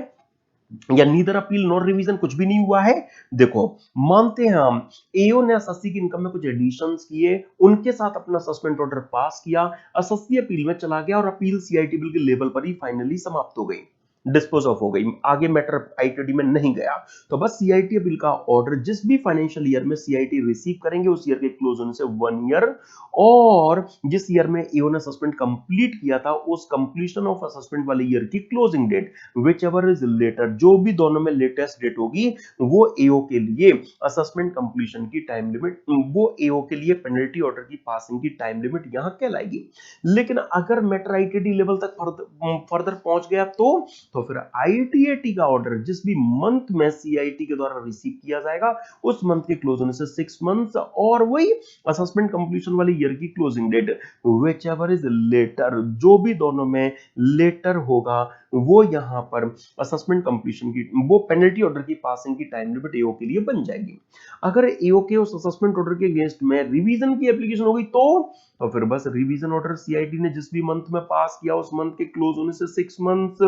और नीदर अपील नॉर रिवीजन कुछ ना हुआ हो तो फिर उस सिचुएशन में एओ ने पेनल्टी प्रोसीडिंग्स इनिशिएट जिस मंथ में की उस मंथ के क्लोज होने से 6 मंथ्स वो रख लें और असेसमेंट प्रोसीडिंग्स के कंप्लीशन वाली ईयर की जो क्लोजिंग डेट है वो साथ में कंपैरिजन के लिए यूज कर ले, विच एवर इज लेटर, जो भी दोनों में लेटेस्ट डेट होगी वो पेनल्टी ऑर्डर की टाइम लिमिट यहां बन जाएगी। लेकिन जहां पर अंडर रिपोर्टिंग ऑफ इनकम का केस ही नहीं है, कोई अदरवाइज केस है, तो जैसे सस्ती को टैक्स ऑडिट रिक्वायर्ड था, उन्होंने टैक्स ऑडिट नहीं कराया तो उसकी पेनल्टी लगाने की बात चल रही है, तो उस तरह के केस में पेनल्टी प्रोसीडिंग जिस मंथ में इनिशिएट हुई थी उस मंथ के क्लोज होने से 6 मंथ्स तक ईओ को पेनल्टी ऑर्डर पास करना मैंडेटरी होगा। आइए थोड़ा सा आगे का रुख कर लेते हैं फ्रेंड्स। ये सेक्शन 273 ए में मैं आपको ले आया जहां सीआईटी के पास में पेनल्टी को रिड्यूस और वेव करने की पावर है। इस सेक्शन को हम दो पार्ट्स में डिस्कस करते हैं ना, मैं दो पार्ट्स में आपको रिफ्रेश कराता हूं। फर्स्ट पार्ट में जो चार्जिंग फर्स्ट पार्ट में इस सेक्शन के जो हम सबसेक्शन 1, 2 एंड 3 के प्रोविजंस देखते हैं। सबसे पहले चार्जिंग नेचर के प्रोविजन सबसेक्शन 1 में जो गिवन है जहां सीआईटी को ये पावर दी गई है कि वो 270 की पेनल्टी, कोई और नहीं, 270 की पेनल्टी को सुओ मोटो या एसएससी की एप्लीकेशन पर रिड्यूस या वेव मतलब कम या माफ कर सकते हैं। वैसे तो वो पेनल्टी जो एसएससी पर या तो लग चुकी है, मतलब जिसका पेनल्टी ऑर्डर पास हो चुका है, या केवल अभी शॉकोज नोटिस आया है, पेनल्टी ऑर्डर अवेटेड है, इस तरह का केस है, मतलब जहां पेनल्टी इंपोजेबल है। तो ऐसे केस में मतलब जहां पेनल्टी लग चुकी है या लगने वाली है, दोनों ही केसेस में सीआईटी अपनी डिस्क्रिशनरी पावर रखते हैं कि वो पेनल्टी से एसएससी को रिलैक्स कर सके, लेकिन तब सीआईटी के लिए मैंडेटरी हो जाएगा अपनी रिलैक्सन पावर को एक्सरसाइज करना जहां एसएससी ने असेसमेंट से रिलेटेड इंक्वायरी में कोऑपरेट किया हो, उन्होंने टैक्स इंटरेस्ट के पेमेंट को अंजाम दे दिया हो या उसके पेमेंट का सेटिस्फैक्टरी अरेंजमेंट लाइक बैंकर से गारंटी वारंटी दिलवा दी हो, और एओ उनकी इनकम को डिटेक्ट करते उससे पहले एसएससी ने वॉलंटरीली एंड गुड फेथ में अपनी इनकम का फुल एंड ट्रू डिस्क्लोजर दे दिया हो, तो जहां पर ये तीनों कंडीशंस एसएससी फुलफिल कर देंगे वहां सीआईटी की चॉइस नहीं, उनकी ड्यूटी है कि वो रिलैक्सेशन पावर एक्सरसाइज करें। और सब्सटेंस हैविंग केस में लॉ मेकर्स ने सीआईटी पर एक चेक लगा दिया है। क्या आप देखेंगे फ्रेंड्स कि जहां पर भी अंडर रिपोर्टेड इनकम का अमाउंट अगर 5 लाख रुपीस से ग्रेटर है, या अगर एसएससी ने एप्लीकेशन में एक से अधिक ईयर की अंडर रिपोर्टेड इनकम की पेनल्टी से रिलैक्सेशन रिक्वेस्ट किया है और aggregate amount of under reported income अगर 5 लाख से ग्रेटर है, तो फिर ऐसे केस में सीआईटी पहले अपने सीनियर डायरेक्टर जनरल या चीफ कमिश्नर से अप्रूवल लेंगे, उसके बाद ही अपना इस सेक्शन का ऑर्डर पास कर सकेंगे। और सबसे जरूरी बात कि एक बार अगर एसएससी के फेवर में 273 ए के सबसेक्शन 1 में अगर सीआईटी ने ऑर्डर पास कर दिया तो फिर उस एसएससी के लिए इस सेक्शन के रास्ते हमेशा के लिए बंद हो जाएंगे, मतलब उसके बाद एसएससी इस एंटायर सेक्शन में फर्दर कोई भी रिलीफ क्लेम करने के लिए एंटाइटल्ड नहीं होगा। And my dear friends, second part में जहां हम सबसेक्शन 4 ऑनवर्ड्स थिंग्स देखते हैं वो भी देखिए जरा। फ्रेंड्स सबसे पहले सेकंड पार्ट में लॉ मेकर्स ने सीआईटी को इनकम टैक्स एक्ट में पेबल एसएससी की कोई भी पेनल्टी को रिड्यूस और वेव करने की पावर दे दी है। इसके अलावा वो पेनल्टी की रिकवरी प्रोसीडिंग्स को स्टे और कंपाउंड भी कर सकते हैं, लेकिन ये पावर सीआईटी केवल एसएससी की एप्लीकेशन पर एक्सरसाइज कर पाएंगे, वो भी रीजंस राइटिंग में रिकॉर्ड कर लेने के बाद में। वैसे यहां भी पावर डिस्क्रिशनरी नेचर की है, लेकिन तब रिलैक्सन पावर को एक्सरसाइज करना मैंडेटरी हो जाएगा जब वो सेटिस्फाइड है कि अगर मैंने अपनी पावर एक्सरसाइज नहीं की तो इससे एसएससी के साथ जेन्युइन हार्डशिप हो जाएगी। और एसएससी ने तो चाहे सस्पेंड से रिलेटेड मैटर हो या रिकवरी प्रोसीडिंग्स हो, उनमें टाइम टू टाइम कोऑपरेट किया है, तो उस केस में एसएससी को फेवर करना सीआईटी की ड्यूटी बनेगी। यहां पर भी हायर अथॉरिटी से अप्रूवल कमिश्नर के लिए सब्सटेंस हैविंग केस में रिक्वायर्ड है। वो केस कौन सा होगा? जहां जिस पेनल्टी के रिस्पेक्ट में एसएससी ने रिलैक्सेशन रिक्वेस्ट किया, अगर वो 1 लाख से ग्रेटर है या एक से अधिक पेनल्टीज के रिस्पेक्ट में रिलैक्सेशन रिक्वेस्ट किया गया, तो एग्रीगेट अमाउंट ऑफ पेनल्टीज अगर 1 लाख से ग्रेटर है तो सीआईटी की ड्यूटी होगी कि वो पहले डायरेक्टर जनरल चीफ कमिश्नर से अप्रूवल ले, उसके बाद अपना ऑर्डर पास करे। और ये जो सेकंड पार्ट आप देख रहे हैं ना 273 ए में सबसेक्शन 4, यहां पर सीआईटी के लिए अपना ऑर्डर पास करने की एक मैंडेटरी सेंस में टाइम लिमिट भी, और वो क्या, जिस भी मंथ में उन्हें एसएससी से एप्लीकेशन रिसीव हुई है उस मंथ के क्लोज होने से 12 मंथ्स में रहकर उन्हें अपना ऑर्डर पास करके देना होगा। राइट तो फ्रेंड्स जो 270 ए में मेनली सबसेक्शन 3 में उसमें आपको वापस लाना चाहता हूं। देखो अगर एसएससी को 273 ए के सबसेक्शन 1 में उसके फेवर में ऑर्डर मिला होगा तो फिर ये सेक्शन उसके आगे के रास्ते इस सेक्शन के लिए बंद कर देगा, है ना। 273 ए का सबसेक्शन 3। अब अंडर दिस सेक्शन मतलब क्या, neither under section 270 neither under section 273 ए सबसेक्शन 1 नॉर अंडर सेक्शन 273 ए सबसेक्शन 4। मतलब ना आप 273 के फर्स्ट पार्ट में ना सेकंड पार्ट में किसी भी पार्ट में फर्दर रिलीफ के लिए एंटाइटल्ड नहीं होंगे, लेकिन ये लगेगा तब जब एक बार 273 ए सबसेक्शन 1 का ऑर्डर पास हो जाए। अगर एसएससी गया ही 273 ए सबसेक्शन 4 में था, उसे फेवरेबल ऑर्डर मिला ही यहां है, उसके केस में भी 273 ए सबसेक्शन 1 में ऑर्डर कोई आया ही नहीं है, तो उसके लिए भी इस सेक्शन के रास्ते आगे भी खुले रहेंगे। तो कब बंद होंगे, जब एक बार उसके फेवर में 273 ए सबसेक्शन 1 का ऑर्डर पास होगा, तब उस केस में ये सेक्शन अपनी फॉर्म में, ये सबसेक्शन 3 अपनी फॉर्म में आ जाएगा। आई होप 273 ए आपको रिफ्रेश हो गया होगा, राइट। आइए अब मैं कुछ मिसलेनियस पेनल्टीज भी एक बार क्विकली आपके सामने से निकाल देना चाहता हूं। हालांकि इनमें डिस्कशन के लिए ऐसा कुछ खास है नहीं, लेकिन अब इन पर भी क्वेश्चन आपको दे दिए जाते हैं, तो एक बार फटाफट से मैं वो मिसलेनियस पेनल्टीज भी आपके लिए निकाल आपके सामने से निकाल देता हूं। तो क्या डिफॉल्ट पर कितनी पेनल्टी लेविएबल बनाई गई और कहां, वो देखते जाइए। सुनिए, अगर एसएससी ने सेक्शन 44 AA में जो भी बुक्स ऑफ अकाउंट्स की कीपिंग एंड मेंटेनेंस उसके लिए रिक्वायर बन रही थी, उसने वो required books of accounts keep and maintain नहीं किए, तो 270 ए में फिक्स्ड 25,000 की पेनल्टी उन पर लेविएबल बनाई गई है। अगर एसएससी के लिए 44 AA में ऑडिट रिक्वायर्ड बन रहा है, उसने ऑडिट कराया ही नहीं या करा लिया लेकिन उसकी रिपोर्ट ड्यू डेट से 1 मंथ बिफोर जो फर्निश करनी होती है उसने ड्यू टाइम में वो रिपोर्ट फर्निश नहीं की, तो 271 बी में वो 80.5% ऑफ टर्नओवर और 150 विच एवर इज लोअर की पेनल्टी के लिए लाइबल कहलाएंगे।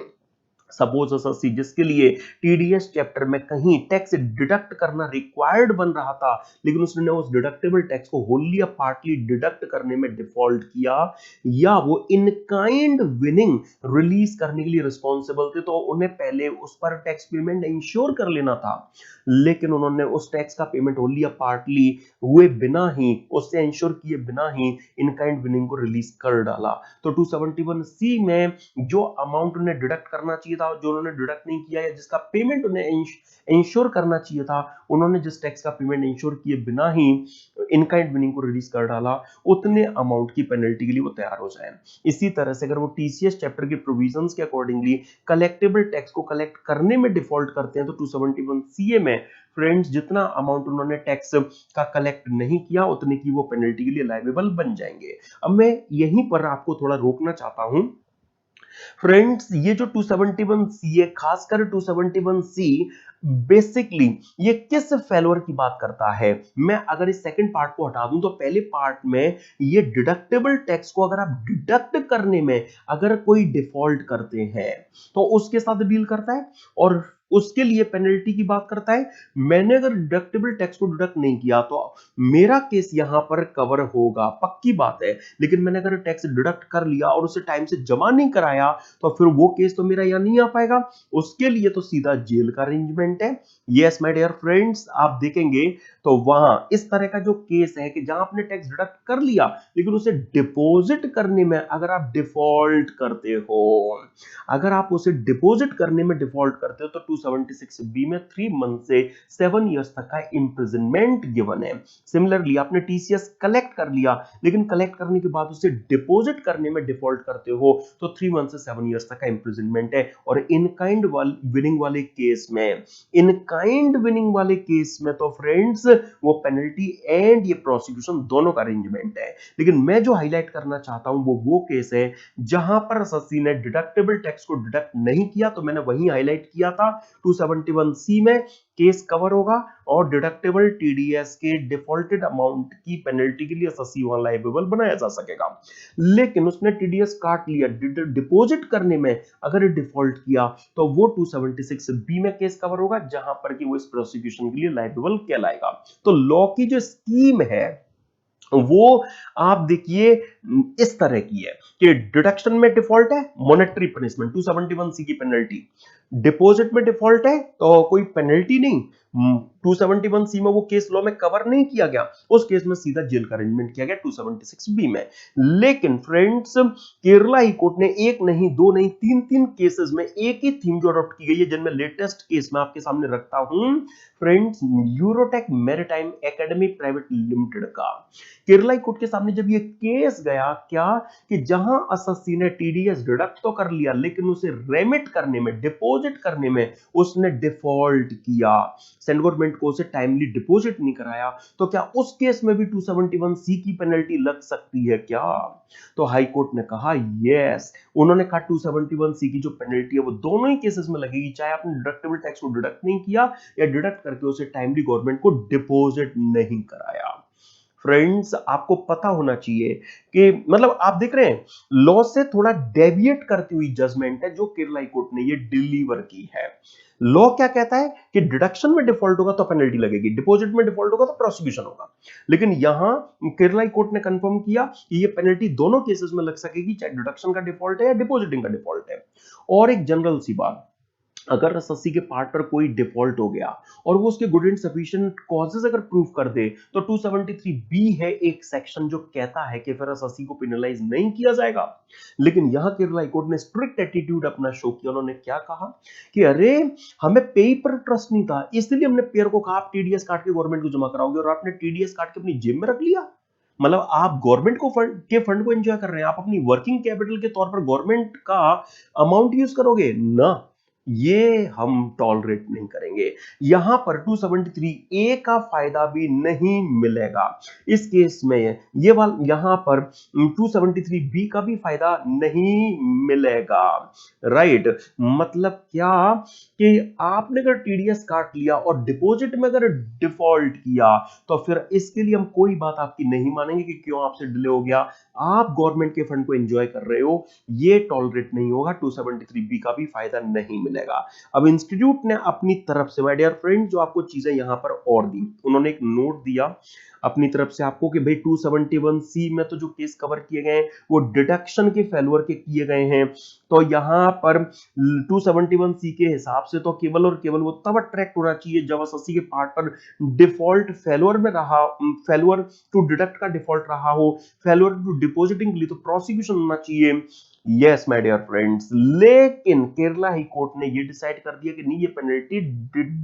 डिपॉजिटिंग के डिफॉल्ट में भी लगेगी, तो मतलब और 273 बी का रिलीफ भी अवेलेबल नहीं होगा। तो इसका कंक्लूजन क्या निकलेगा कि अब 271 सी की, अब हम कह सकते हैं कि जहां पर भी डिपॉजिटिंग में डिफॉल्ट होगा वहां 276 सी के प्रोसिक्यूशन के अलावा, 276 बी के प्रोसिक्यूशन के अलावा 271 सी की पेनल्टी भी और लग सकेगी। तो लॉ की जो स्कीम थी वो अलग थी,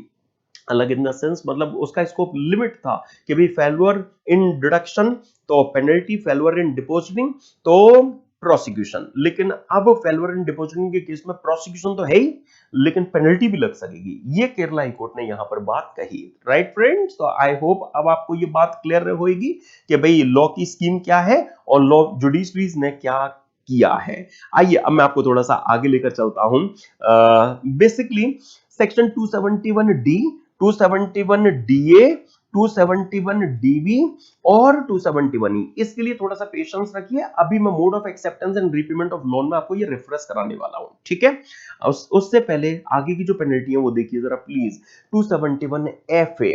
फ्रेंड्स आपको पता है ना, यहां पर आपको एक पहले जो एआईआर एनुअल इंफॉर्मेशन रिटर्न होती थी, जो अब सफ्ट्रा बन गई है, statement of financial transaction reportable account, यहाँ सर्टेन एंटिटीज और पर्संस को अब्लाइज किया गया है कि आपको सर्टेन स्पेसिफाइड फाइनेंशियल ट्रांजैक्शंस की जो डिटेल्स हैं वो डिपार्टमेंट को फर्निश करनी है, ब्रॉडली स्पीकिंग। जैसे एक बैंकिंग कंपनी को रिक्वायर किया गया है कि भाई आपके पास में जो भी सेविंग अकाउंट होल्डर्स हैं जिन्होंने प्रीवियस ईयर में 10 लाख रुपीस से ज्यादा का कैश डिपॉजिट अपने सेविंग अकाउंट में करा दिया, तो आप उन सभी सेविंग अकाउंट होल्डर्स की जो डिटेल्स है वो इस सफ्ट्रा के थ्रू फर्निश करोगे, ठीक है? अब अगर नहीं बैंक ने किया तो मतलब ये केवल मैंने एक एग्जांपल है जो आपके सामने यहां प्रेजेंट किया है। तो my dear friends, regular batch में मिसलेनियस इश्यूज में ये 285 बीए रिलेटेड रूल्स वगैरह हम वहां डिस्कस करते हैं। यहां तो केवल एक इलस्ट्रेटिव अप्रोच मैंने आपके सामने रखी जिससे कि आप इस पेनल्टी को अच्छे से रिकॉल कर पाए कि अगर सपोज उस बैंकिंग कंपनी ने प्रीवियस ईयर के क्लोज होने के बाद में 31 मई तक फॉर्म 61 ए में जो ये स्टेटमेंट ऑफ फाइनेंशियल ट्रांजैक्शन और रिपोर्टेबल अकाउंट फर्निश करना होता है, अगर वो ड्यू टाइम में नहीं किया तो 1 जून से उन पर 500 रुपीज पर डे की पेनल्टी का मीटर स्टार्ट हो जाएगा। अब उसी सेक्शन 285 बीए में सबसेक्शन 5 है जहां प्रेस्क्राइब्ड इनकम टैक्स अथॉरिटी को रिक्वायर किया गया है कि आप भी अगर चाहे तो एसएससी को एक नोटिस इशू करके उसमें टाइम बता के उसमें अपनी तरफ से एसएससी को इस स्टेटमेंट को फाइल करने के लिए रिक्वायर कर सकते हैं। उन्होंने किया, लेकिन तभी भी वो लाइक बैंकिंग कंपनी नहीं मानी। हमारे इस एग्जांपल को कंटिन्यू कर लेते हैं। तो फिर अब उस केस में उस अलाउड टाइम के बियॉन्ड जो मीटर है वो डबल हो जाएगा। फिर 500 नहीं बल्कि 1000 रुपीज पर डे और पर डे की पेनल्टी के लिए वो एसएससी लाइबेबल कहलाएगा। चलो स्टेटमेंट फाइल कर दिया लेकिन झूठी इंफॉर्मेशन के साथ में, तो अब ऐसे केस में ये पेनल्टी जितने delay in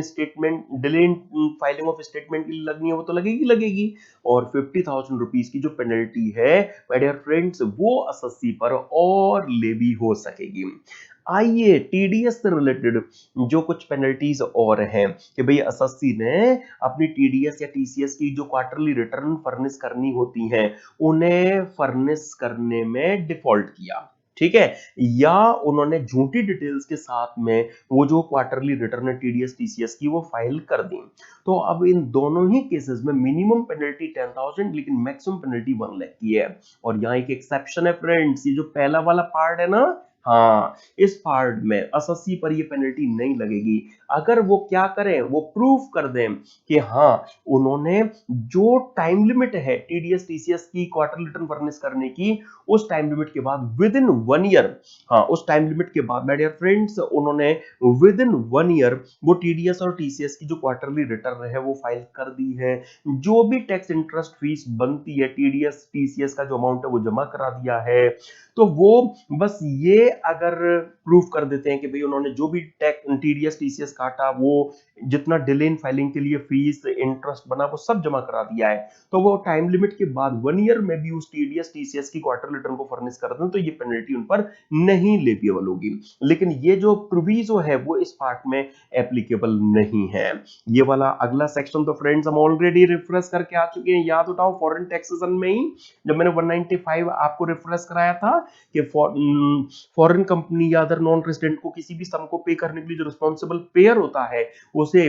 prescribed information furnish करनी होती है। फॉर्म्स 15 सीएससीबी की भी तब बात की थी। अगर एसएससी ने वो इंफॉर्मेशन फर्निश नहीं किया, झूठी इंफॉर्मेशन फर्निश की तो 1 लाख की पेनल्टी लगेगी। अगर कोई चार्ट अकाउंटेंट या मर्चेंट बैंकर या रजिस्टर्ड वैल्यूअर कोई झूठी रिपोर्ट या सर्टिफिकेट अगर इशू कर देते हैं तो जितनी झूठी रिपोर्ट या सर्टिफिकेट फर्निश करेंगे एओसीआईटीपी उतने की उन पर 10,000 रुपए पर सर्टिफिकेट पेनल्टी लगा सकेंगे। एंड माय डियर फ्रेंड्स आपको पता होना चाहिए कि जो सेक्शन 35(1)(2)(2)(a) या 3 में referred research association university college और इंस्टीट्यूशंस हैं उनको प्रीवियस ईयर में जितने भी डोनेशंस मिलते हैं उनको सेक्शन 35(1)(a) में ये रिक्वायर किया गया है कि उन सभी रिसीव्ड डोनेशंस का वो एक स्टेटमेंट तैयार करके प्रेस्क्राइब्ड इनकम टैक्स अथॉरिटी के यहाँ फर्निश करेंगे। इसी तरह से 80G वाली जो बॉडी है उनको जो भी फंड डोनेशंस रिसीव होते हैं उनको प्रीवियस ईयर के क्लोज होने के बाद में उनका एक स्टेटमेंट तैयार करके प्रेस्क्राइब्ड इनकम टैक्स अथॉरिटी का फर्निश करना होगा। एंड उन्हें डोनर्स को जिन्होंने भी उनको डोनेशन दिए चाहे वो 80G वाले हैं या फिर वो 35 वाले हैं उन डोनर्स को भी सर्टिफिकेट इशू करना इन पेई इंस्टीट्यूशन की ड्यूटी है। अब अगर ये स्टेटमेंट फाइल करने में डिले या डिफॉल्ट करें या फिर ये डोनर को सर्टिफिकेट इशू करने में डिफॉल्ट करें तो ऐसे फेल्यूर के लिए 271K में 10,000 की मिनिमम और 1 लाख की मैक्सिमम जो पेनल्टी है वो लेविएबल बनाई गई है। And finally my dear friends 272A में याद कीजिए अगर एसएससी को 131 में समन मिला कि भाई बुक्स प्रोड्यूस कीजिए या ऑफिस अटेंड कीजिए, उन्होंने उसके साथ कंप्लाई विद नहीं किया, या 142(1) का या 143(2) का या 142(2)(a) की ऑडिट की डायरेक्शन का, अगर सपोज एसएससी ने कंप्लायंस नहीं शो किया तो 10,000 की फिक्स्ड पेनल्टी ऐसे केस में लेविएबल बन सकेगी। जहां पर SSC TDS TCS certificate issue करने में डिफॉल्ट करे, या एसएससी चैरिटेबल ट्रस्ट या वो सेक्शन 139(4)(c) वाले केस हैं, वो अगर अपनी रिटर्न को ड्यू टाइम में फर्निश ना करें, तो इसके लिए तो हम ऑलरेडी 272(a) का जिक्र एपी में ही करके आ चुके हैं। 100 रुपीज पर डे की पेनल्टी लगाई जा सकेगी। टीडीएस टीसीएस के केस में जो अमाउंट है पेनल्टी का, वो टीडीएस टीसीएस की फिगर से क्रॉस नहीं करेगा। अगर एसएससी परमिट को नंबर के प्रोविजंस को किसी भी तरह से अगर वायलेट कर रहे हैं तो 10,000 की, सिमिलरली डिडक्टर अगर डिडक्टर या कलेक्टर अगर टैक्स डिडक्शन अकाउंट नंबर, मतलब सेक्शन 203(a) में जो आप टीडीसीएन भी बोलते हैं हम, जिसको tax deduction collection account number के लिए अगर अप्लाई नहीं करते हैं, मतलब किसी भी तरह से 10 नंबर के प्रोविजंस का अगर कंप्लायंस अगर वो देने में डिफॉल्ट करते हैं, ये 10 नंबर को जहां कोट करना है वहां कोट नहीं करते, या रिक्वायर्ड था अप्लाई करना है अप्लाई नहीं करते, तो इसके लिए 272(b) में भी सेम 10,000 की पेनल्टी लेविएबल बनाई गई है। तो फ्रेंड्स, ये वो रेलिवेंट पेनल्टीज है जिन पर क्वेश्चन आपको एग्जाम में और दे दिया जाता है। पेनल्टीज के बाद आ जाइए जरा प्रोसिक्यूशंस का रुख कर ले। हाँ जी, प्रोसिक्यूशंस में माय डियर फ्रेंड्स आइए जरा सबसे पहले याद कीजिए, हमने लास्ट रिवीजन सेशन में जब इनकम टैक्स अथॉरिटीज की पावर्स में सेक्शन 132 डिस्कस किया था, तो वहां अगर due to volume, weight, physical characteristics या dangerous nature income authorized officer के लिए चीजें अपने पोजीशन में ले पाना प्रैक्टिकेबल नहीं होता, तो वो एसएससी को एक ऑर्डर सर्व कर सकते हैं कि बिना मेरी परमिशन के आप इनके साथ डील नहीं करेंगे, है ना, इन्हें यहां से रिमूव नहीं करेंगे। एसएससी नहीं मानता, वो उन सीज्ड आर्टिकल्स के साथ डील विद कर लेता है, या डीम्ड सीजर के रीजन छोड़ो किसी अदर रीजन से माय डियर फ्रेंड्स, अगर ऑथराइज्ड ऑफिसर के लिए चीजों को फिजिकली अपने पोजीशन में ले पाना पॉसिबल नहीं हो रहा था, तो वो एक ऑर्डर ऑफ रेस्ट्रेंट भी एसएससी पर सर्व करके उनको उन चीजों को रिटेन करने के लिए, मतलब बिना परमिशन के रिमूव करने से का ऑर्डर दे सकते हैं। लेकिन एसएससी नहीं माना, उसने उस रेस्टोरेंट ऑर्डर या डीम्ड कंस्ट्रक्टिव सीजर वाले ऑर्डर के कॉन्ट्रावेंशन में उन चीजों के साथ डील विद कर लिया, तो फिर 2 इयर्स तक की जेल विद फाइन पॉसिबल बनाई गई है। याद करो फ्रेंड्स, इलेक्ट्रॉनिक रिकॉर्ड के फॉर्म में मेंटेन किए गए बुक्स ऑफ अकाउंट्स जिस भी पर्सन के पोजीशन में मिलते हैं, उनको ऑथराइज्ड ऑफिसर रिक्वायर कर सकता है ना कि आप मुझे इन्हें इंस्पेक्ट करने में नेसेसरी फैसिलिटीज अफोर्ड करोगे, लेकिन वो पर्सन पासवर्ड वगैरह बता ही नहीं रहा, हाँ वो कोऑपरेट नहीं कर रहा, तो उस केस में भी 2 इयर्स तक का विद फाइन जो प्रोसिक्यूशन है वो पॉसिबल बनाया गया है। अगर कोई SSC my dear friends tax interest penalty बच जाए, इसके लिए इनकम को छिपा रहा है, तो वो कितना टैक्स इंटरेस्ट पेनल्टी बचाने की कोशिश कर रहा है। अगर वो अमाउंट इनवर्ड 25 लाख से ज्यादा है तो 276(c) में 6 मंथ से 7 इयर्स तक का विद फाइन, और जहां पर इन्वॉल्व अमाउंट 25 लाख से ज्यादा नहीं है तो फिर उस केस में 3 मंथ से 2 इयर्स तक का विद फाइन प्रोसिक्यूशन पॉसिबल बनाया गया है। अब सपोज एसएससी पर टैक्स इंटरेस्ट पेनल्टी लग चुकी है, वो बचा नहीं पाया, लग गई उस पर, ठीक है, अब वो कोशिश कर रहा है कि इसका पेमेंट मुझसे ना होने को पाए, मैं अपने फंड्स, मनी, अपनी असेट, प्रॉपर्टी सब इधर उधर कर देता हूं जिससे मेरा पेमेंट ये मुझसे रिकवर ना कर पाए, ठीक है। तो फिर ऐसे एसएससी के लिए 3 मंथ से 2 इयर्स तक का विद फाइन जो प्रोसिक्यूशन है वो अरेंज किया गया है। और इस प्रोसिक्यूशन चैप्टर की जो जान है, सबसे ज्यादा जो रेलिवेंट अगर कोई है तो माय डियर फ्रेंड्स वो ये सेक्शन 276(c) है। यस, अभी तक आपको ज्यादातर टाइम जो क्वेश्चन दिया गया है वो इस सेक्शन 276(c) पर ही दिया गया है। फ्रेंड्स, यहाँ कौन सा केस कवर्ड है, जहां ससी ने सेक्शन 139(1) में जो अलाउड टाइम है उस ड्यू डेट तक अपनी रिटर्न को फर्निश नहीं किया, या 142(1), 148 या 153(a) में इशू हुए नोटिस में अलाउड टाइम में उसने अगर अपनी रिटर्न को फर्निश नहीं किया, तो वो ऐसा करके जो टैक्स बचाने की कोशिश कर रहा है वो tax sought to be evaded, मतलब tax tried to be evaded, अगर 25 लाख से ज्यादा है तो 6 मंथ से 7 ईयर विद फाइन, और अगर कोई अदरवाइज केस है तो 3 मंथ से 2 इयर्स तक का इंप्रिजनमेंट विद फाइन पॉसिबल बनाया गया है।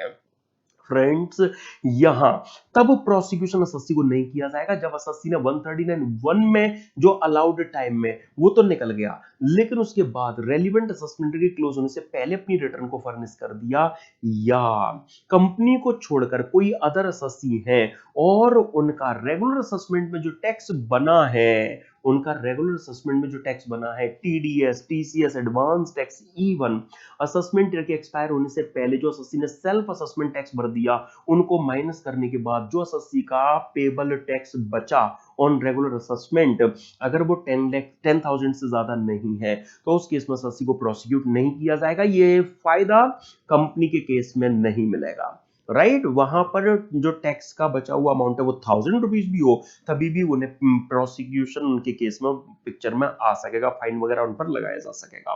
Right my dear friends. अब यहीं पर केस किस तरह का आपको एग्जाम में दिया जाता रहा है कि अरे एसएससी ने रिटर्न फर्निश की या एसएससी से रिटर्न फाइल करने में मतलब डिफॉल्ट हो गया, एसएससी ने सपोज अपनी रिटर्न को फाइल नहीं किया है, उनसे डिफॉल्ट हो गया, तो उन पर 276(c) में जो प्रोसिक्यूशन है वो एओ करना चाहता है, लेकिन एओ ने जो असेसमेंट ऑर्डर पास किया था 144 में, मान लेते बीजीए किया था, और उसमें एसएससी पर जो डिमांड उन्होंने बनाई थी वो बना दी थी उन्होंने सपोज 25,000 रुपीज की, छोटा सा अमाउंट ले लिया है मैंने, अच्छा, और एसएससी का टीडीएस था 10,000 रुपीज का, तो उसको एडजस्ट करने के बाद नेट जो नोटिस ऑफ डिमांड रिलीज हुआ वो 50,000 का रिलीज हुआ। एसएससी आगे अपील में चले गए, अपील में सपोज एओ का जो डिटरमाइंड टैक्स 25,000 था उससे उसे केवल 12,000 रुपीज कर दिया गया। असेसिंग ऑफिसर ने उसको माना कि मेरी गलती है, 13,000 की टैक्स डिमांड मैंने ज्यादा गलत बनाई है, एओ ने उसको एक्सेप्ट किया, आगे आईटीटी में अपील नहीं हुई, हायर अथॉरिटी के पास अपील फाइल नहीं हुई, तो एसएससी ने 10,000 रुपीज तो टीडीएस भर रखा था और एसएससी का 12,000 रुपीज टोटल टैक्स बना, टीडीएस हटाने के बाद केवल 2,000 बचा, तो क्या अब इस केस में एसएससी को प्रोसिक्यूट किया जा सकेगा? नहीं। गुरु नानक एंटरप्राइजेस के केस में सुप्रीम कोर्ट ने यह बात कही कि जब एपेलेट अथॉरिटी ने कहा कि 12,000 ही एसएससी का टोटल टैक्स था, टीडीएस घटाने के बाद केवल 2,000, और एओ ने उसको माना कि हाँ हम एग्री कर रहे हैं, आगे उसे चैलेंज नहीं किया गया, तो फिर 2,000 जिसका केवल टैक्स फाइनली पेबल था उसको तो हम जेल में नहीं डालने देंगे, उसका प्रोसिक्यूशन तो नहीं होगा। तो इस तरह के क्वेश्चन आपको प्रैक्टिस सेशन में देखने को भी मिलेंगे फ्रेंड्स। एंड फाइनली 276D याद कीजिए, एपी के प्रैक्टिस सेशन में भी हमें इसकी जरूरत पड़ी थी, हमने इसका एपी के रिवीजन सेशन में भी जब 142 और 142(2)(a) डिस्कस किया था तभी भी जिक्र किया था कि अगर एसएससी को 142 में books of account documents produce करने के लिए नोटिस मिला, उसने उसे कंप्लाई विद नहीं किया, या एसएससी को ऑडिट की डायरेक्शन मिली और एसएससी ने उस डायरेक्शन के साथ कंप्लाई विद नहीं किया, तो फिर कोई भी पीरियड 1 ईयर तक का मिनिमम और मैक्सिमम 1 ईयर का विद फाइन प्रोसिक्यूशन पॉसिबल बनाया गया है। एंड फाइनली फ्रेंड्स, अगर कोई पर्सन मिस्टर एक्स, मान लेते हैं किसी अदर पर्सन को सपोज मिस्टर वाई को अगर मोटिवेट कर रहे हैं, प्रोवोक कर रहे हैं, एनकरेज कर रहे हैं, किसके लिए? अपने books of accounts other documents के फॉल्सिफिकेशन के लिए, कि आप अपने बुक्स में ना ये फॉल्स एंट्री कर लो, कौन पकड़ने वाला है, और इससे क्या होगा, आप अपना जो टैक्स है वो बचा पाओगे, तो any other person to evade any tax penalty और इंटरेस्ट चार्जेबल और लेविएबल अंडर द एक्ट। तो जहां पर माय डियर फ्रेंड्स, अगर कोई पर्सन जैसे मिस्टर एक्स मिस्टर वाई को प्रोवोक करते हैं, एनकरेज करते हैं, मोटिवेट करते हैं कि आप देखो अपने बुक्स में इस तरह की जो फॉल्स एंट्री है वो कर लो और इससे आपकी इतनी इनकम बच जाएगी और आपका टैक्स बच जाएगा, आप इसकी हमें इतनी कंसल्टेंसी फीस दे दो, समथिंग लाइक दैट, तो वो जो मोटिवेटर है ना गलत बात के, वो भी तैयार हो जाए, 3 महीने से 2 साल तक की जेल है वो उन पर विद फाइन पॉसिबल बना दी गई है। तो 3 मंथ से 2 इयर्स तक का विद फाइन जो इम्प्रिजनमेंट है वो यहाँ पॉसिबल बना दिया गया है। तो मेन जो एग्जाम के लिए रेलिवेंट फ्रेंड्स जो प्रोसिक्यूशंस हैं वो मैंने सारे आपके सामने यहाँ पर रख दिए। अब मैं कह सकता हूं कि पेनल्टीज एंड प्रोसिक्यूशंस को तो हमने रिफ्रेश कर दिया, आइए जरा अब मैं आपको जो कुछ मोड ऑफ अंडरटेकिंग ट्रांजैक्शंस को लेकर लिमिटेशंस हैं वो लिमिटेशंस और उसके साथ ही साथ उसके पीनल कॉन्सिक्वेंस भी रिफ्रेश करा देता हूं। तो शुरुआत करते हैं फ्रेंड सेक्शन 269(s) से। आपको पता होना चाहिए, अगर हमारे एसएससी किसी पर्सन से अगर कोई लोन या डिपॉजिट या कोई स्पेसिफाइड सम का मतलब आप उस सम से लोगे जो किसी मूल प्रॉपर्टी के ट्रांसफर के रिलेशन में रिसीव किया जा रहा हो, फाइनली वो ट्रांसफर एक्चुअली हुआ नहीं हुआ में कोई मतलब नहीं है। अगर हमारे एसएससी किसी पर्सन से कोई लोन डिपॉजिट या स्पेसिफाइड सम जो रिसीव कर रहे हैं, अगर उनका इंडिविजुअली अमाउंट या इन एग्रीगेट अमाउंट, कि मिस्टर एक्स से लोन लिया 15,000 का, 15,000 का, और मिस्टर एक्स से ही डिपॉजिट एक्सेप्ट किया है 10,000 का, तो अभी बात बिगड़ जाएगी। तो जहां किसी पर्सन से कोई लोन डिपॉजिट या स्पेसिफाइड सम का आपने इंडिविजुअली और इन एग्रीगेट जो सम लिया, अगर वो 20,000 रुपीज से ज्यादा है, तो फिर वो लोन डिपॉजिट स्पेसिफाइड सम आपकी ड्यूटी है कि आप account pay cheque, account pay bank draft, ECS या अदर प्रेस्क्राइब्ड इलेक्ट्रॉनिक मोड के थ्रू ही रिसीव करेंगे। इन अदरवाइज केस क्या होगा, वो वायलेशन का केस बन जाएगा, और जितना अमाउंट आपने रिसीव किया ना, उतने के इक्विवेलेंट अमाउंट की पेनल्टी के लिए आप 271 डी में लाइबल कहलाएंगे। और ये केवल एक ही केस नहीं है। अरे अगर सपोज मिस्टर एक्स ने मिस्टर वाई से 15,000 रुपीज का लोन ले रखा है, मान लेते हैं 25,000 रुपीज का लोन ऑलरेडी ले रखा है, मतलब जो आउटस्टैंडिंग अमाउंट है लोन डिपॉजिट या स्पेसिफाइड सम का किसी पर्सन के रिलेशन में एसएससी का 20,000 और मोर ऑलरेडी एग्जिस्ट कर रहा है, तो अब तो वो 1,000 रुपीज का भी फ्रेश लोन या डिपॉजिट या स्पेसिफाइड सम रिसीव करेंगे, तो उनकी ड्यूटी है कि वो account pay cheque, account pay bank draft, ECS वगैरह के थ्रू ही एक्सेप्ट होना चाहिए। या my dear friend, suppose mister X ने मिस्टर वाई से 15,000 रुपीज का लोन ले रखा है, वो आउटस्टैंडिंग पड़ा है, और वो 6,000 का फ्रेश लोन लेने जा रहे हैं, तो मतलब जो आउटस्टैंडिंग सम और जो वो फ्रेश अमाउंट रिसीव करने जा रहे हैं, अगर इनका एग्रीगेट अगर 20,000 और मोर होने जा रहा है, तो उस फ्रेश लोन डिपॉजिट स्पेसिफाइड सम को वो स्पेसिफाइड मोड से ही रिसीव करेंगे। अगर नहीं किया तो क्या होगा, वो वायलेशन कहलाएगा और पेनल्टी के लिए केस लाइबल बन जाएगा। राइट फ्रेंड्स, एंड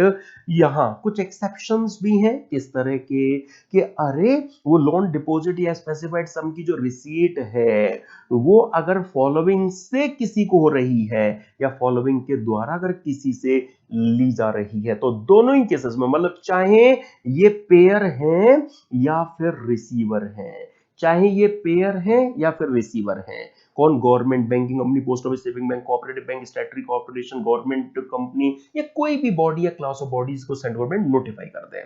अगर चाहे ये पेयर है या रिसीवर है, दोनों ही केसेस में 269 एसएस के प्रोविजंस नहीं लगेंगे। ठीक है, तो अगर बैंक से मैंने कोई लोन लिया तो मुझ पर भी नहीं लगेंगे, चाहे वो 20,000 से ज्यादा का मैंने कैश में ले लिया, कोई फर्क नहीं पड़ता, या बैंक ने मुझसे लोन लिया 20,000 रुपीज ज्यादा का, कैश में कोई दिक्कत नहीं है। ठीक है, अच्छा आइए जरा फ्रेंड्स, अब जिस तरह से एक लिमिट से ऊपर के लोन डिपॉजिट स्पेसिफाइड सम को रिसीव करने पर लिमिटेशन थी, उसी तरह से उसके रीपेमेंट पर भी जो लिमिटेशन है वो अटैच की गई है 269 टी में। देखिए फ्रेंड्स, सपोज मैंने किसी मिस्टर एक्स से कोई लोन ले रखा है, उसका मुझे रीपेमेंट करना है, और वो रीपेबल सम,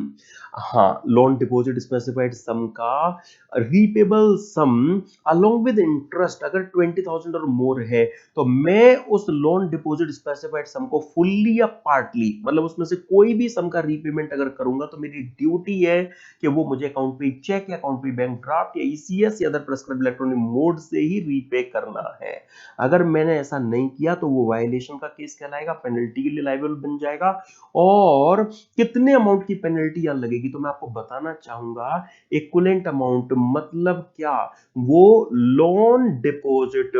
और स्पेसिफाइड सम का इक्विवेलेंट अमाउंट, लोन डिपॉजिट और स्पेसिफाइड सम का इक्विवेलेंट अमाउंट। बेयर एक्ट ये कहता है कि जितना लोन डिपॉजिट या स्पेसिफाइड सम आपने रिसीव किया है, यस उस लोन डिपॉजिट या स्पेसिफाइड सम के इक्विवेलेंट अमाउंट की पेनल्टी के लिए आप लाइबल कहलाएंगे। तो मैं इस बात पर इसलिए इतना स्ट्रेस दे रहा हूं क्योंकि अगर मैंने राम से 19,000 रुपीज का लोन लिया था और 5,000 रुपीज इंटरेस्ट हो गया, रीपेमेंट के टाइम तक मैंने 24,000 रुपीज का कैश में रीपेमेंट कर दिया, तो मुझ पर पेनल्टी कितनी लगेगी? पहले तो यहां देखो, principal amount along with interest मतलब 19 प्लस 5 24 हो गया और मैंने वो कैश में रीपे कर दिया, तो मुझ पर पेनल्टी कितने की लगेगी? जो लोन का अमाउंट मैंने रीपे किया है उतने की, दैट इज 19,000 रुपीज की। ओके, अच्छा अब केसेस देखो जरा कुछ और भी। सपोज लोन या डिपॉजिट एसएससी ने जो रिसीव किए हैं, एक्चुअली जो गिवर है उस गिवर ने सिंगली अपने नाम में या किसी और के साथ मिलकर वो डिपॉजिट एसएससी के पास कराया है, तो वो aggregate amount along with interest 20,000 rupees से ज्यादा है। इसी तरह से माय डियर फ्रेंड, सपोज कोई प्रॉपर्टी के लिए स्पेसिफाइड सम मतलब जो एडवांस रिसीव हुआ है वो एसएससी ने, सपोज किसी पर्सन मिस्टर एक्स ने अपने नाम में लिया है या वो प्रॉपर्टी उनके और उनके वाइफ के दोनों के नाम में है, तो उसने वाइफ के साथ मिलकर वो जो स्पेसिफाइड एडवांस का अमाउंट है वो रिसीव किया है, अगर वो अलोंग विद इंटरेस्ट 20,000 रुपीज से ज्यादा है, तो मिस्टर एक्स ने जैसे कोई प्रॉपर्टी मिस्टर एक्स और मिसेस एक्स के जॉइंटली नेम में है, तो राम उस बिल्डिंग को खरीदना चाहते हैं, तो मिस्टर एक्स ने अपनी वाइफ के साथ मिलकर 40,000 रुपीज का जो एडवांस है वो उस प्रॉपर्टी के ट्रांसफर के अगेंस्ट में रिसीव किया, बाद में वो ट्रांसफर कैंसिल हो गया, तो अब वो 40,000 रुपीज का अमाउंट रिटर्न हो रहा है। 20,000 एक्स और 20,000 मिसेज एक्स जो रीपे कर रही हैं, अगर वो 40,000 का कैश में रीपेमेंट अगर हो गया तो वायलेशन का केस यहां पर बन जाएगा। 40 छोड़ो 35 कर लो, 35,000 कर लो, 17,500 मिस्टर एक्स और 17,500 मिसेज एक्स दोनों कहते हैं कि हमने देखो 20,000 ज्यादा तो राम को कैश में रीपेमेंट किया नहीं है स्पेसिफाइड एडवांस का, तो पेनल्टी मत लगाओ, लगेगी, ये भी वायलेशन का केस कहलाएगा। तो यहां पर जो मिस्टर एक्स ने भले ही अपनी वाइफ के साथ मिलकर मतलब किसी अदर पर्सन के साथ मिलकर जो भी स्पेसिफाइड एडवांस रिसीव किया था उस एग्रीगेट अमाउंट को यहां पर इससे कंपेयर किया जाएगा, राइट। लेकिन इसके भी कुछ एक्सेप्शन है। देखो ये जो केस बन रहा है फ्रेंड्स, इस केस में 269 एसटी में फ्रेंड्स किस तरह की बातें हैं, एक और मैं वो आपके सामने रखना चाहता हूं। जैसे मैंने पीएनबी में एक डिपॉजिट कराया, एक एफडी कराई, मान लेते हैं 2 लाख रुपीस की, ठीक है, तो अब वो एफडी मैच्योर हो गई और मैच्योरिटी पर 2,36,000 रुपीस सपोज पीएनबी ने मुझे देना है, अगर उन्होंने वो कैश में मुझे डिपॉजिट रीपे कर दिया ना तो वो फंस जाएंगी। और ऐसा बैंक पर तो नहीं लगना चाहिए, लगेगा। हाँ, बैंक पर 269 एसएस में जैसे फ्लैट एक्सेप्शन था वैसा नहीं है यहाँ, है, लेकिन वो किसी और केस के लिए है। तो यहां पर फिर बैंक क्या करती है, प्रैक्टिकली ऐसा तो कह नहीं सकती मुझे कि चेक ले लो 236 का, नहीं, वो सेविंग अकाउंट में उस अमाउंट को मुझे क्रेडिट कर देती है, फिर मैं उसे विड्रॉ कर पाता हूं, है ना। और ये लॉ का कंप्लायंस कहलाएगा, ये लॉ में एक्सेप्शन के तौर पर रखा गया है। तो जहां पर पेयर अगर बैंकिंग कंपनी कोऑपरेटिव बैंक की ब्रांच है और वो रीपेमेंट उस सम को पेई का उसी ब्रांच में जो उनका सेविंग अकाउंट या करेंट अकाउंट है उसमें क्रेडिटिंग के थ्रू अगर रीपेमेंट कर देती है तो ये वायलेशन का केस नहीं कहलाएगा। और इसी तरह से फ्रेंड्स, अगर एसएससी ने फॉलोइंग से वो लोन डिपॉजिट अगर एक्सेप्ट किया, अगर एसएससी ने वो लोन डिपॉजिट स्पेसिफाइड सम फॉलोइंग से अगर एक्सेप्ट किया, तो अगर ये पेई है, ये अगर पेई है तो पेयर मौज करे, इनको 20,000 रुपीज से ज्यादा कैश में भी रीपेमेंट कर दे चलेगा। जैसे अगर पेई government, banking company, post office saving bank, cooperative bank, statutory corporation, government company, कोई भी बॉडी या क्लास ऑफ बॉडीज जिसको सेंट्रल गवर्नमेंट नोटिफाई कर दे। आप देख रहे हैं फर्क क्या है, 269 एसएस में फ्रॉम और टू दोनों थे, है ना फ्रेंड्स। एक मिनट, वहां पर फ्रॉम और बाय दोनों थे, आपने अभी देखा 269 एसएस में माय डियर फ्रेंड्स जो थीम अडॉप्ट की गई थी वो फ्रॉम और बाय, मतलब ये चाहे पेयर हो या पेई हो, लेकिन यहां पर माय डियर फ्रेंड्स ऐसा नहीं है। यहां पर अगर बैंक से मैंने लोन लिया तो मैं बैंक को लोन का कैश में रीपेमेंट कर दूं चलेगा, लेकिन बैंक ने अगर मुझसे लोन लिया और बैंक ने अगर कैश में रीपेमेंट कर दिया तो वो फंस जाएंगे, है ना। स्पेसिफाइड एडवांस मतलब कोई भी सम ऑफ मनी जो किसी मूल प्रॉपर्टी के ट्रांसफर के रिलेशन में पे की गई हो, यस, चाहे वो ट्रांसफर फाइनली हुआ नहीं हुआ, इररेलेवेंट है। आइए जरा प्रैक्टिकल पॉइंट ऑफ व्यू से रेलिवेंट। तो आई होप फ्रेंड्स जो सेक्शन 269 एसटी सेक्शन 269T उससे रिलेटेड पेनल्टी का सेक्शन 271E भी आपको रिफ्रेश हो गया होगा। और आइए अब ले चलता हूं आपको एक अनदर रेलिवेंट सेक्शन 269ST में। यस माय डियर फ्रेंड्स, यहां पर किस तरह का ऑब्लिगेशन है कि अगर हमारे एसएससी एक दिन में एक पर्सन से अगर एक बार में एक से अधिक बार में जो भी अमाउंट रिसीव कर रहे हैं वो 2 लाख से ऐसे ज्यादा है, तो उनकी ड्यूटी है कि वो उस सम को account pay, cheque account pay, bank draft, ECS या अदर प्रेस्क्राइब्ड इलेक्ट्रॉनिक मोड के थ्रू ही रिसीव करें। अगर ऐसा उन्होंने नहीं किया, लाइक कैश में रिसीव कर लिया, तो ये वायलेशन का केस कहलाएगा और जितना अमाउंट उन्होंने रिसीव किया उतने की पेनल्टी के लिए वो अपने आप को तैयार कर लें। 271DA में उतने की पेनल्टी उन पर लग सकेगी। सिमिलरली माय डियर फ्रेंड्स, अगर हमारे एसएससी किसी पर्सन से अब सिंगल ट्रांजैक्शन के रिस्पेक्ट में चाहे नंबर ऑफ डेज में जो भी अमाउंट इन एग्रीगेट रिसीव कर रहे हैं, अगर वो 2 लाख से ज्यादा बन रहा है, तो भी उनकी ड्यूटी है कि वो स्पेसिफाइड मोड में ही उसे रिसीव करें। या फिर अब अगर हमारे एसएससी अगर एक पर्सन से चाहे कितने भी दिनों में, चाहे कितने भी ट्रांजैक्शंस के रिस्पेक्ट में जो अमाउंट रिसीव कर रहे हैं एक इवेंट या एक ओकेजन के रिलेशन में, तो अगर मिस्टर एक्स की डॉटर की मैरिज हो रही है, तो अब उसके जो वेडिंग प्लानर है मिस्टर वाई बनेंगे हमारे SSC. Mister Y mister X से मिस्टर एक्स की डॉटर की मैरिज के उस फंक्शन, उस इवेंट, उस ओकेजन के रिलेशन में कितने भी ट्रांजैक्शन, मतलब कितने भी इनवॉइस उन्हें रेज कर दें कि सगन सेरेमनी का इनवॉइस अलग दे दिया, रिसेप्शन का अलग दे दिया, मेन फंक्शन का अलग दे दिया,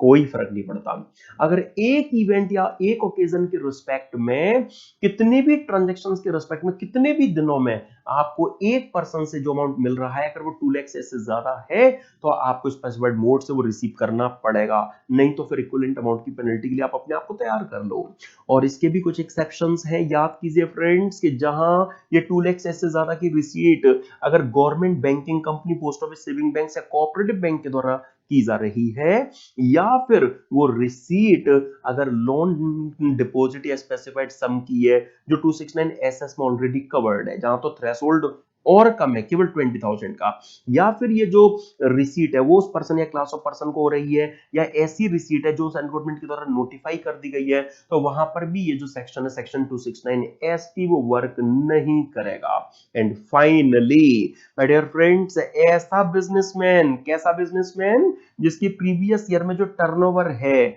वो 50 करोड़ से ज्यादा रही हो, तो ऐसा कोई भी पर्सन जो बिजनेस कैरी ऑन कर रहा है जिसकी इमीडिएट प्रेसिडिंग फाइनेंशियल ईयर में जो अपने बिजनेस की total sales, turnover, gross receipt है वो 50 करोड़ से अगर ग्रेटर रही है, तो वो अपने कस्टमर्स को जो ऑलरेडी मोड परमिट कर रहे हैं कि आप मुझे नेट बैंकिंग से पेमेंट कर सकते हो, आप मुझे वीजा या मास्टर कार्ड, डेबिट कार्ड से पेमेंट कर सकते हो, आप नेफ्ट, आईएमपीएस, आरडीजीएस कर सकते हो, आप जो मोड दे रहे हो अपने कस्टमर को कि वो आपको किस तरह से पेमेंट कर सकते हो, उनके अलावा आपकी ड्यूटी होगी कि आप जो प्रेस्क्राइब किए जाएंगे उन इलेक्ट्रॉनिक मोड के थ्रू आपके कस्टमर आपको पेमेंट कर सकेंगे, आप उनसे उस मोड से पेमेंट जरूर एक्सेप्ट करेंगे, आपको ऐसी फैसिलिटी प्रोवाइड करनी पड़ेगी। और वो प्रेस्क्राइब मोड में जैसे रुपे डेबिट कार्ड हो गया है ना, तो ऐसे प्रेस्क्राइब मोड से आप पेमेंट एसएससी का एक्सेप्ट करेंगे, आप पेमेंट अपने कस्टमर से एक्सेप्ट करेंगे, ये एसएससी को अप्लाई किया गया। लेकिन अगर वो उन प्रेस्क्राइब्ड मोड से पेमेंट एक्सेप्ट करने की फैसिलिटी अपने कस्टमर को देने में डिले करेगा, तो 271DB में 5,000 रुपीज पर डे की पेनल्टी के लिए वो लाइबेबल बनेगा। तो अगर प्रीवियस ईयर 21-22 के लिए हम देखें, तो लास्ट ईयर 2021 में जिसकी टर्नओवर 50 करोड़ से ज्यादा थी, उसे 1 अप्रैल 2021 से ही प्रेस्क्राइब मोड से एसएससी को पेमेंट की, अपने कस्टमर्स को पेमेंट की फैसिलिटी देनी पड़ेगी, लेकिन वो डिले करता है, तो अब ऐसे केस में वो जितना डिफॉल्टर डिले करेगा उसके लिए 5,000 रुपीज पर डे की पेनल्टी के लिए वो लाइबेबल यहां कहलाएगा। तो अब मैं कह सकता हूं फ्रेंड्स, मैंने आपके साथ में 8 सेक्शंस, यस फ्रेंड्स, ऑब्लिगेशंस वाले 4 सेक्शन, ऑब्लिगेशन वाले 4 section, section 269 S S, 269 T269ST जिस सीक्वेंस में हमने अभी डिस्कस की, मैं उस सीक्वेंस में प्रेजेंट कर रहा हूं और उसी पर बेस्ड माय डियर फ्रेंड्स जो पेनल्टी वाले प्रोविजंस थे 271D, 271E, 271DA, 271DB, ये आठों सेक्शंस यहां पर रिफ्रेश कर लिए हैं। Okay right my dear friends. और चलो अब मैं आज का जो हमारा एजेंडा है उसमें एक और जो टॉपिक है दैट इज एडवांस रूलिंग्स, उसे आपको क्विकली रिफ्रेश कराता हूं। ठीक है माय डियर फ्रेंड्स, आइए एडवांस रूलिंग्स को अब हम रिकॉल करेंगे।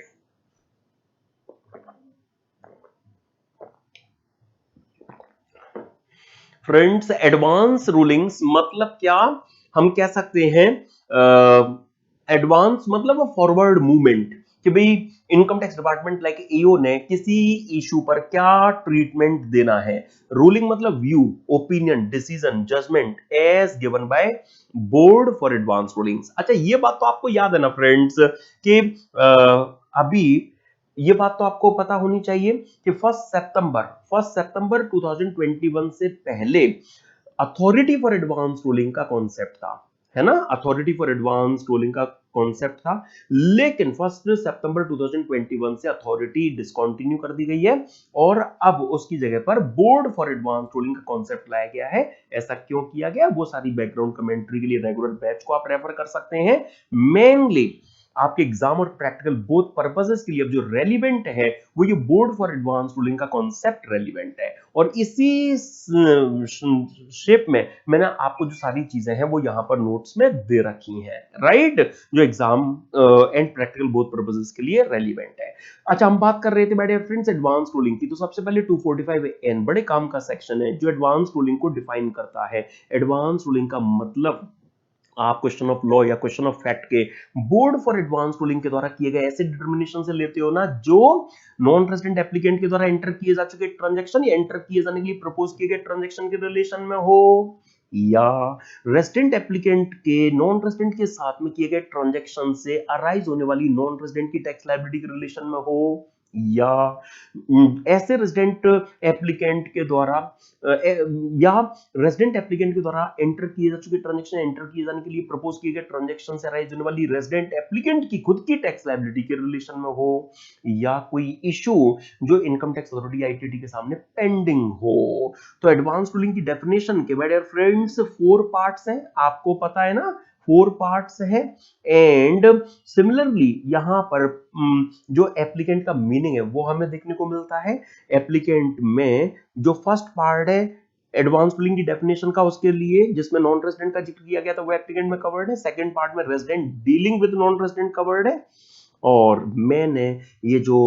सब क्लॉज 2A है एडवांस रूलिंग की डेफिनेशन का उसमें एप्लीकेंट कौन बनेगा, तो एप्लीकेंट की डेफिनेशन का सब क्लॉज 2A बोलता है कि यहां रेजिडेंट मतलब नोटिफाइड रेजिडेंट, और यहां वो रेजिडेंट नोटिफाई किया गया है कौन सा, याद उठाओ, जो जिस ट्रांजैक्शन के रिस्पेक्ट में एडवांस रूलिंग चाहता है ऐसे वन और मोर ट्रांजैक्शंस की in aggregate value 100 crore rupees या से ज्यादा हो, तो ऐसा नोटिफाइड रेजिडेंट कहलाएगा जो अपनी खुद की टैक्स लायबिलिटी के रिस्पेक्ट में किसी ट्रांजैक्शन के लिए बोर्ड के पास आ पाएगा।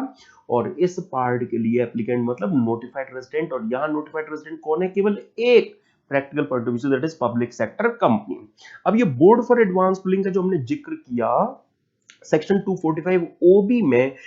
बोर्ड फॉर एडवांस रूलिंग के कॉन्स्टिट्यूशन को लेकर जो चीजें दी गई हैं यहां सेंट्रल गवर्नमेंट को एम्पावर किया गया है किसके लिए, कि वो एडवांस रूलिंग इस चैप्टर में प्रोनाउंस करने के लिए जितने भी उन्हें जरूरी फील हो उतने वो मतलब वन और more board for advance ruling constitute करेंगी, राइट, जो भी नोटिफाइड डेट होगी उस पर या उसके बाद में वो ये वन और more boards for advance ruling appoint करेंगी। लेकिन इन बोर्ड फॉर एडवांस रूलिंग में कौन होंगे, 2 मेंबर्स। अच्छा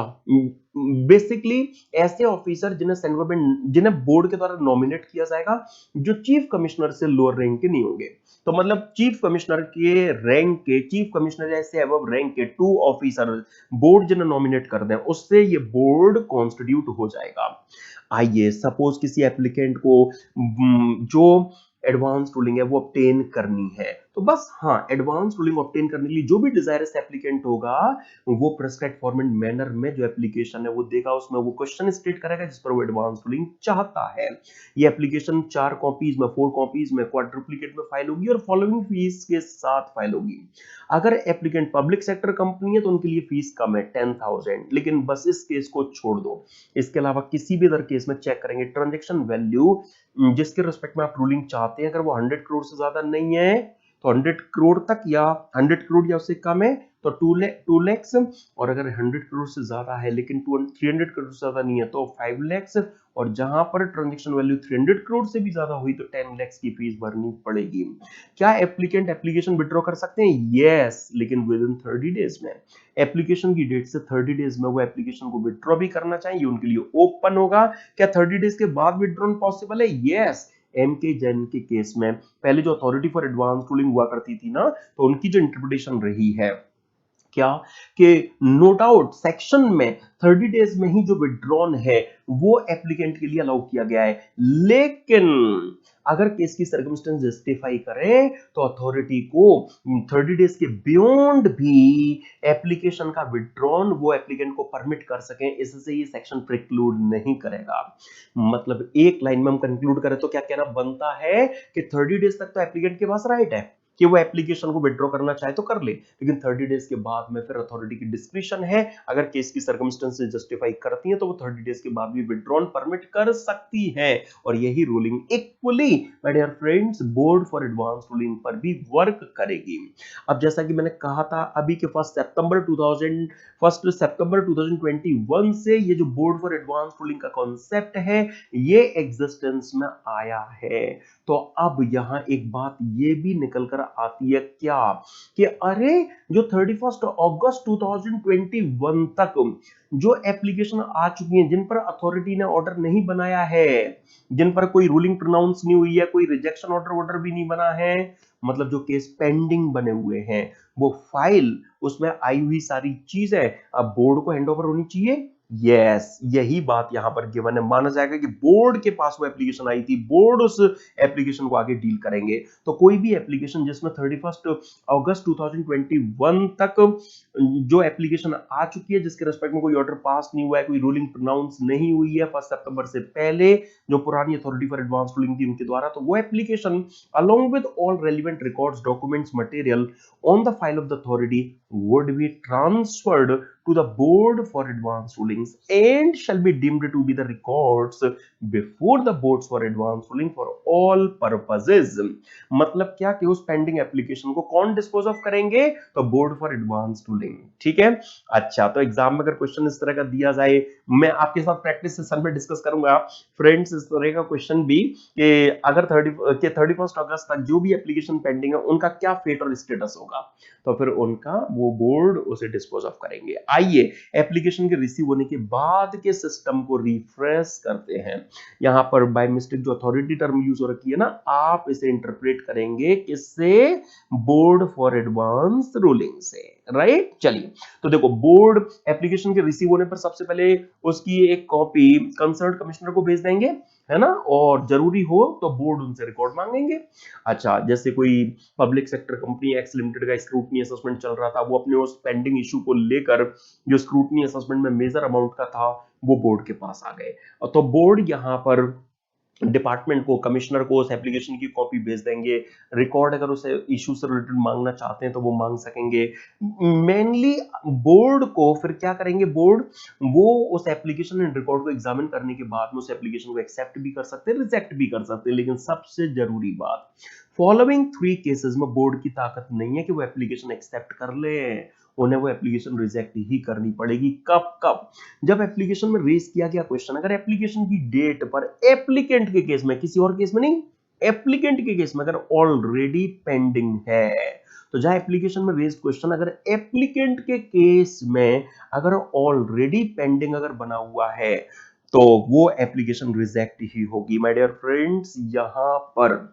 अगर वो एप्लीकेंट नॉन रेजिडेंट है या resident dealing with non resident है, वो 100 करोड़ से ऐसे ज्यादा की ट्रांजेक्शन वैल्यू वाले रेजिडेंट एप्लीकेंट है, तो उस केस में तो पेंडेंसी कहीं भी अगर उस इशू की उनके केस में देखने को मिली तो बात बिगड़ जाएगी, एप्लीकेशन रिजेक्ट हो जाएगी। लेकिन पब्लिक सेक्टर कंपनी के केस में तो हमने खुद कहा है कि आप इनकम टैक्स ऑथोरिटी राइट के पेंडिंग इशू को लेकर ही बोर्ड के पास आओगे, तो उनके केस में उनका वो इशू कोर्ट के सामने अगर पेंडिंग हुआ तो उनकी एप्लीकेशन रिजेक्ट होगी। ओके, अगर एप्लीकेशन में रेज किया गया इशू अगर किसी प्रॉपर्टी के एफएमवी की डिटर्मिनेशन से रिलेट करता है, या एप्लीकेशन में रेज किया गया इशू इनकम टैक्स अवॉइडेंस के लिए डिजाइन किए गए ट्रांजैक्शन से रिलेट करता है, इसका भी एक एक्सेप्शन है, याद उठाओ फ्रेंड्स। पब्लिक सेक्टर कंपनी पर ये लिमिटेशन नहीं लगेगी, क्योंकि पब्लिक सेक्टर कंपनी बेचारी क्या लाएंगी, पेंडिंग इशू मतलब डिस्प्यूटेड इश्यूज। यस, तो डिस्प्यूटेड इश्यूज पर डिपार्टमेंटल ओपिनियन को ही बेस बनाकर कि वो सोचते हैं कि आपने इनकम टैक्स अवॉइडेंस के लिए ही ऐसा किया है, तो जाओ ले जाओ इस एप्लीकेशन को वापस, हम एक्सेप्ट नहीं करेंगे। तो ये थीम बोर्ड ना अडॉप्ट करने लगे, इसके लिए यहां पर ये एक्सेप्शन रखा गया।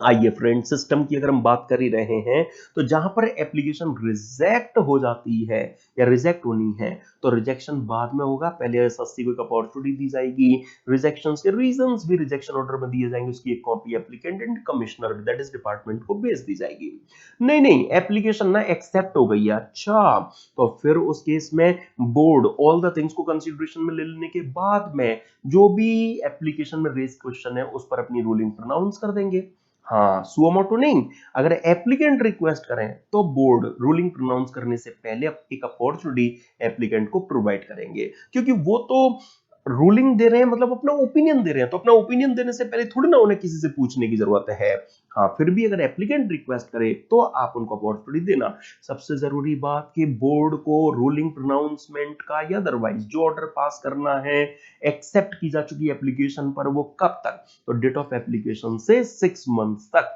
ओके डियर फ्रेंड्स, जो रूलिंग वो प्रोनाउंस करेंगे उस ऑर्डर की कॉपी एप्लीकेंट एंड कमिश्नर को भेज देंगे। एंड माय डियर फ्रेंड्स, याद उठाइए, income tax authority even ITAT पर क्या ऑब्लिगेशन है कि वो किसी ऐसे इशू को डिसाइड करने की जल्दबाजी नहीं करेंगे, उस पर अपना डिसीजन नहीं देंगे जिसके लिए रेजिडेंट एप्लीकेंट ने कोई एप्लीकेशन बोर्ड के पास फाइल कर दी हो। तो अगर पीक्यूआर लिमिटेड सपोज कोई notified resident public sector company के तौर पर मैंने ले ली, उनका सस्पेंड चल रहा था एओ के सामने, उसमें एक्सपेंस भी एक मेजर अमाउंट का पेंडिंग था, मतलब PQR limited public sector company ने क्लेम किया था जिसको एओ डिसअलाउ करने में इंटरेस्टेड है, तो असेसमेंट की पेंडेंसी के दौरान ही वो पब्लिक सेक्टर कंपनी बोर्ड के पास आ गई। तो अब एओ की ड्यूटी है क्या कि वो उस एक्सपेंस पी पर डिसीजन लेने में जल्दबाजी ना करे, वो वेट करे, रूलिंग का वेट करे, रूलिंग जब बोर्ड की आ जाए उसके बाद अपना ऑर्डर पास करे, ये लॉ मेकर्स यहां पर चाहते हैं। तो अथॉरिटी के लिए सर्टेन केस में वेट करना लॉ मेकर्स ने इस सेक्शन से मैं कहूंगा रिक्वायर बनाया। और एक ड्रास्टिक अमेंडमेंट जो लाई गई है फ्रेंड्स, वो किस तरह की है, पहले अथॉरिटी जो रूलिंग प्रोनाउंस कर देती थी वो बाइंडिंग होती थी, मतलब उसके अगेंस्ट में अपील वगैरह पॉसिबल नहीं हो पाती थी, लेकिन अब वो सेक्शन खत्म हो चुका है। अब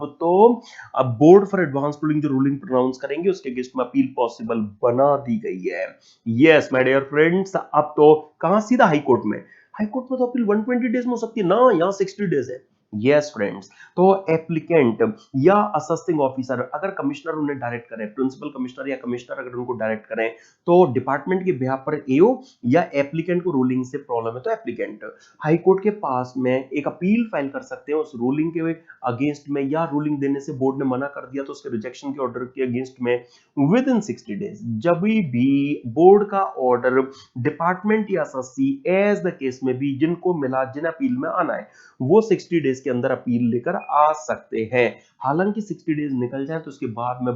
हाई कोर्ट बिलेटेड अपील भी एक्सेप्ट कर सकते हैं, लेकिन ये एक सिंगल सेक्शन है जहां पर बिलेटेड की भी टाइम लिमिट है, क्या कि केवल 60 डेज की टाइम लिमिट के बाद 30 डेज का ही जो एक्सटेंशन है वो हाई कोर्ट दे सकते हैं। माय डियर फ्रेंड्स, अगर डिपार्टमेंट की तरफ से अगर अपील होनी है, यस, अगर डिपार्टमेंट की तरफ से अपील होनी है तो इसके लिए सेंट्रल गवर्नमेंट एक स्कीम बना सकती है, ऑफिशियल गजट में नोटिफिकेशन इशू करके वो हाई कोर्ट में अपील की फाइलिंग के लिए जो डिपार्टमेंट की तरफ से फाइल होनी है उसके लिए एक स्कीम बना सकती हैं। किस लिए? जिससे कि greater efficiency, transparency and accountability आ सके। वो कैसे आएगी? गवर्नमेंट के रिसोर्सेज का ऑप्टिमम यूटिलाइजेशन होगा, एक team based mechanism with dynamic jurisdiction काम करेगा। तो बस एक लाइन में अगर मैं कंक्लूड करूं तो ये कहना बनता है कि डिपार्टमेंट की तरफ से अगर हाईकोर्ट में बोर्ड के ऑर्डर के अगेंस्ट में अगर अपील होनी है तो फिर वो उसके लिए सीजी स्कीम बना सकती हैं। और माय डियर फ्रेंड्स, जो ऑर्डर पास किया गया रूलिंग के प्रोनाउंसमेंट वाला,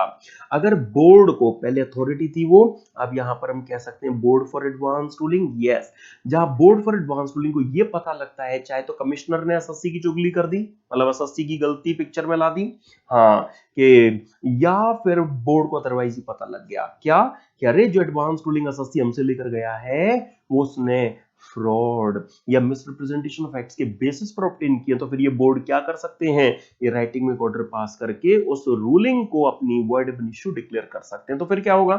फिर उसके बाद एक्ट के प्रोविजन ये मानते हुए अप्लाई होंगे क्या कि वो रूलिंग कभी आई नहीं थी, लेकिन एसएससी तो उस रूलिंग का फायदा लेकर बैठा है, तो ईओ से विड्रॉ करना चाहेगा, ईओ का केस रीओपन करना चाहेगा, राइट ना फ्रेंड्स? तो टाइम लिमिट हो सकता है सपोर्ट ना करे। तो ऐसे केस में लॉ मेकर्स ने कहा कि जब एक्ट के ऑल प्रोविजंस में टाइम लिमिट वाले प्रोविजंस लग रहे होंगे ना, तो वहां एक पीरियड एक्सक्लूड कर दिया जाएगा, मतलब एक्स्ट्रा दिया जाएगा, जो स्टार्ट होगा उस डेट से जिस डेट पर वो रूलिंग आई थी, एंड समाप्त होगा उस डेट पर जिस डेट पर उस रूलिंग को डिक्लेयर करने, उस रूलिंग को वॉइड डिक्लेयर करने वाला जो ऑर्डर है वो पास हुआ। तो जितने टाइम तक रूलिंग इनफोर्स रही उतना टाइम यहां ईओ को एक्स्ट्रा मिलेगा अलाउ हो चुके बेनिफिट को विड्रॉ करने के लिए, reopening of assessment, reopening of assessment वगैरह के पॉइंट को इफेक्ट देने के लिए प्रैक्टिकल पॉइंट ऑफ व्यू से। तो लॉ मेकर्स ने रॉन्गली अलाउड हो चुका बेनिफिट एसएससी से वाकई विड्रॉ हो पाए, इसके लिए जो ये एक्सक्लूजन मतलब जो एडिशन है वो यहां पर अलाउ कर दिया है। ओके, तो फ्रेंड्स 245 एन से लेकर 245 टी तक जो हमें एडवांस रूलिंग्स चैप्टर में चीजें रिफ्रेश करनी होती हैं वो तो हमने यार रिफ्रेश कर ली, लेकिन एक लैंडमार्क रूलिंग और डिस्कस कर लेते हैं इससे रिलेटेड। फ्रेंड्स वो केस क्या है, देखिए इसी फॉर्म में प्रेजेंट करता हूं आपके लिए। आप इस लीगल पोजीशन से वेल अवेयर हैं, अभी अभी आपने रिफ्रेश कर लिया 245 आर की, कि एप्लीकेशन में जो रेज्ड मैटर है, जैसे एसएससी मान लिया मैंने एनआर है, ठीक है, मैंने मान लिया एनआर है, तो एनआर के लिए जो लीगल पोजीशन है उसको मैं रेफरेंस कराता हूं कि एसएससी जो एप्लीकेशन रेज कर रहे हैं मैटर, वो एप्लीकेशन की डेट पर उनके केस में कहीं भी पेंडिंग नहीं होना चाहिए, है ना। अब हुआ क्या, प्रैक्टिकली एसएससी फॉरेन कंपनी थी, वो उनके अक्रॉस द ग्लोब कस्टमर थे, वो इंडिया में भी अपने कस्टमर्स को इक्विपमेंट सप्लाई करने में एंगेज्ड थी, और प्रीवियस ईयर 9-10 के लिए उन्होंने अपनी रिटर्न फर्निश की, ठीक है। अच्छा, रिटर्न में उन्होंने जो रिटर्न है वो फर्निश की, और एओ ने उनकी रिटर्न को स्क्रूटनी में लगाना था, तो 143(2) का बस standard pre printed format, that is general sense में जो एक नोटिस है वो इशू कर दिया कि हम आपका केस स्क्रूटनी में लगा रहे हैं, कोई इशू किसी भी पॉइंट पर कोई डिस्कशन नहीं है, जनरल सेंस में बस एक नोटिस दे दिया कि हम आपका जो केस है वो स्क्रूटनी में पिकअप कर रहे हैं। अब एसएससी कंपनी को ये महसूस हुआ कि जो हमारे इक्विपमेंट सप्लाई कॉन्ट्रैक्ट हैं उनमें ईओ दिक्कत कर सकता है अंडर स्क्रूटनी असेसमेंट, तो ईओ का उनकी तरफ ध्यान जाता उससे पहले एसएससी कंपनी ने बोर्ड फॉर एडवांस रूलिंग को अप्लाई कर दिया, किसके लिए कि आप काइंडली जो हमने इन इंडिया कस्टमर्स को ये इक्विपमेंट सप्लाई किए हैं उसके रिलेशन में जो टैक्स इंप्लीकेशन उस पर क्लैरिटी दे दीजिए। अच्छा, जैसा ये सोच रही थी वैसा ही हुआ, ईओ ने बाद में 142(1) में डिटेल्ड नोटिस इशू किया और उससे वो इन इंफॉर्मेशंस पर आ गए, वो इक्विपमेंट सप्लाई कॉन्ट्रैक्ट से रिलेटेड इंफॉर्मेशन एसएससी से मांगने के लिए उन्होंने नोटिस दे दिया। तो इशू ये अराइज होता है कि जो एप्लीकेशन में इशू रेज किया गया है, एप्लीकेशन में जो इशू यहां पर रेज किया गया है, एप्लीकेशन में माय डियर फ्रेंड्स जो इशू यहां पर ये रेज किया गया है, ये इशू कब पेंडिंग हुआ कहलाएगा? क्या ये जो इशू है ये बाय डिफॉल्ट जब एओ ने स्क्रूटनी के लिए जनरल नोटिस दे दिया तभी हम पेंडिंग कह दें, जबकि एओ का उस पर कोई ध्यान उस टाइम पर गया ही नहीं था, जबकि एओ ने उस टाइम पर उसके बारे में कोई जिक्र किया ही नहीं था, क्या उस टाइम पर पेंडिंग कह दें? कोर्ट ने कहा ना, कोर्ट ने कहा ऐसा नहीं है कि अगर जनरल सेंस में नोटिस इशू कर दिया कि हम स्क्रूटनी में केस लगा रहे हैं तो सारी चीजें बाय डिफॉल्ट एसएससी की पेंडिंग हुई कहलाएंगी ना, ऐसा नहीं है। ऐसे केस में जब एओ ने उस पर डिस्कशन स्टार्ट किया, जब एओ ने उसके बारे में चीजें मांगना स्टार्ट किया, तब वो इशू पेंडिंग हुआ कहलाएगा। और उससे पहले तो एसएससी ने बोर्ड को एप्लीकेशन दे ही दी है ना, तो एप्लीकेशन में रेज किया गया इशू एप्लीकेशन की डेट पर पेंडिंग हुआ नहीं कहलाएगा। मतलब एप्लीकेशन क्या वैलिड होगी? यस, ह्योसन कॉर्पोरेशन के केस में दिल्ली हाई कोर्ट ने कहा कि ये जो एप्लीकेशन ये सर्टेनली वैलिड होगी। अगर बोर्ड से रिजेक्ट करते हैं तो ये एक्ट उनका इनवैलिड कहलाएगा। तो board can't reject such application, right my dear friends. तो रेज्ड इशू वाकई कब पेंडिंग हुआ कहलाएगा? जब उस पर एओ आएगा। ये इस केस लॉ का क्रक्स है। तो अब हम कह सकते हैं कि हमारा जो एजेंडा था वो यहाँ कंप्लीट हुआ। नो डाउट मुझे पेनल्टीज प्रोसिक्यूशन वगैरह से रिलेटेड ढेर सारे क्वेश्चंस आपके साथ डिस्कस करने हैं। हम 269 एसएसटी वगैरह से रिलेटेड, एडवांस रूलिंग वगैरह से रिलेटेड भी बहुत सारे जो क्वेश्चंस हैं वो फ्रेंड्स डिस्कस करेंगे, बट इन प्रैक्टिस सेशन। ठीक है, तो ये सारे टॉपिक से रिलेटेड जो कंटेंट है वो मैंने आपको इस रिवीजन सेशन में रिफ्रेश करा दिया है। ठीक है, और बाकी माय डियर फ्रेंड्स जो प्रैक्टिस वाला एस्पेक्ट है उसको हम कवर करेंगे in practice session. I hope आपने सेशन को एंजॉय किया होगा। ठीक है, चलिए,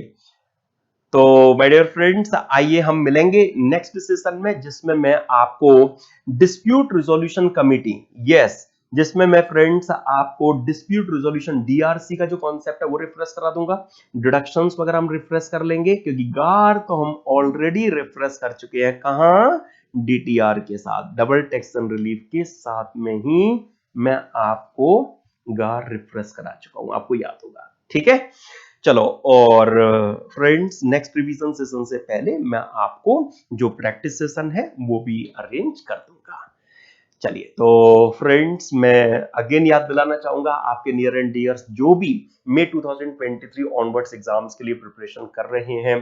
या रैंडमली कोई इस रिवीजन सेशन को देख रहे हैं जिनका मई 23 ऑनवर्ड्स अटेम्प्ट ड्यू है, तो मैं अपने regular batch and fast track batch की जो पेन ड्राइव है वो रिलीज कर रहा हूं नवंबर 2023 ऑनवर्ड्स। नवंबर 2022 ऑनवर्ड्स जो ये पेन ड्राइव है वो आपको सारी अवेलेबल होंगी। मई 2023 स्टूडेंट्स, मई 2023 ऑनवर्ड्स अटेम्प्ट जिन स्टूडेंट्स का ड्यू है उन स्टूडेंट्स के लिए मेरी कोशिश है कि मैं नवंबर से पहले ही जो पेन ड्राइव वगैरह है, जो क्लासेस हैं गूगल ड्राइव वगैरह पर, वो अरेंज कर दूं। तो आपके जो भी नियर एंड डियर्स हैं आप उनको इस बारे में बता सकते हैं। satish.classes.in वेबसाइट पर जाकर वो सारी प्रोडक्ट डिटेल्स वगैरह, फीस स्ट्रक्चर वगैरह वो वहां पर देख सकते हैं। ठीक है, इन रिवीजन सेशंस वगैरह को लेकर अगर आपका कोई सजेशन है तो ऑलवेज मोस्ट वेलकम। मिलते हैं फ्रेंड्स हम नेक्स्ट क्लास में, तब तक goodbye to all of you and thanks a lot to all of you.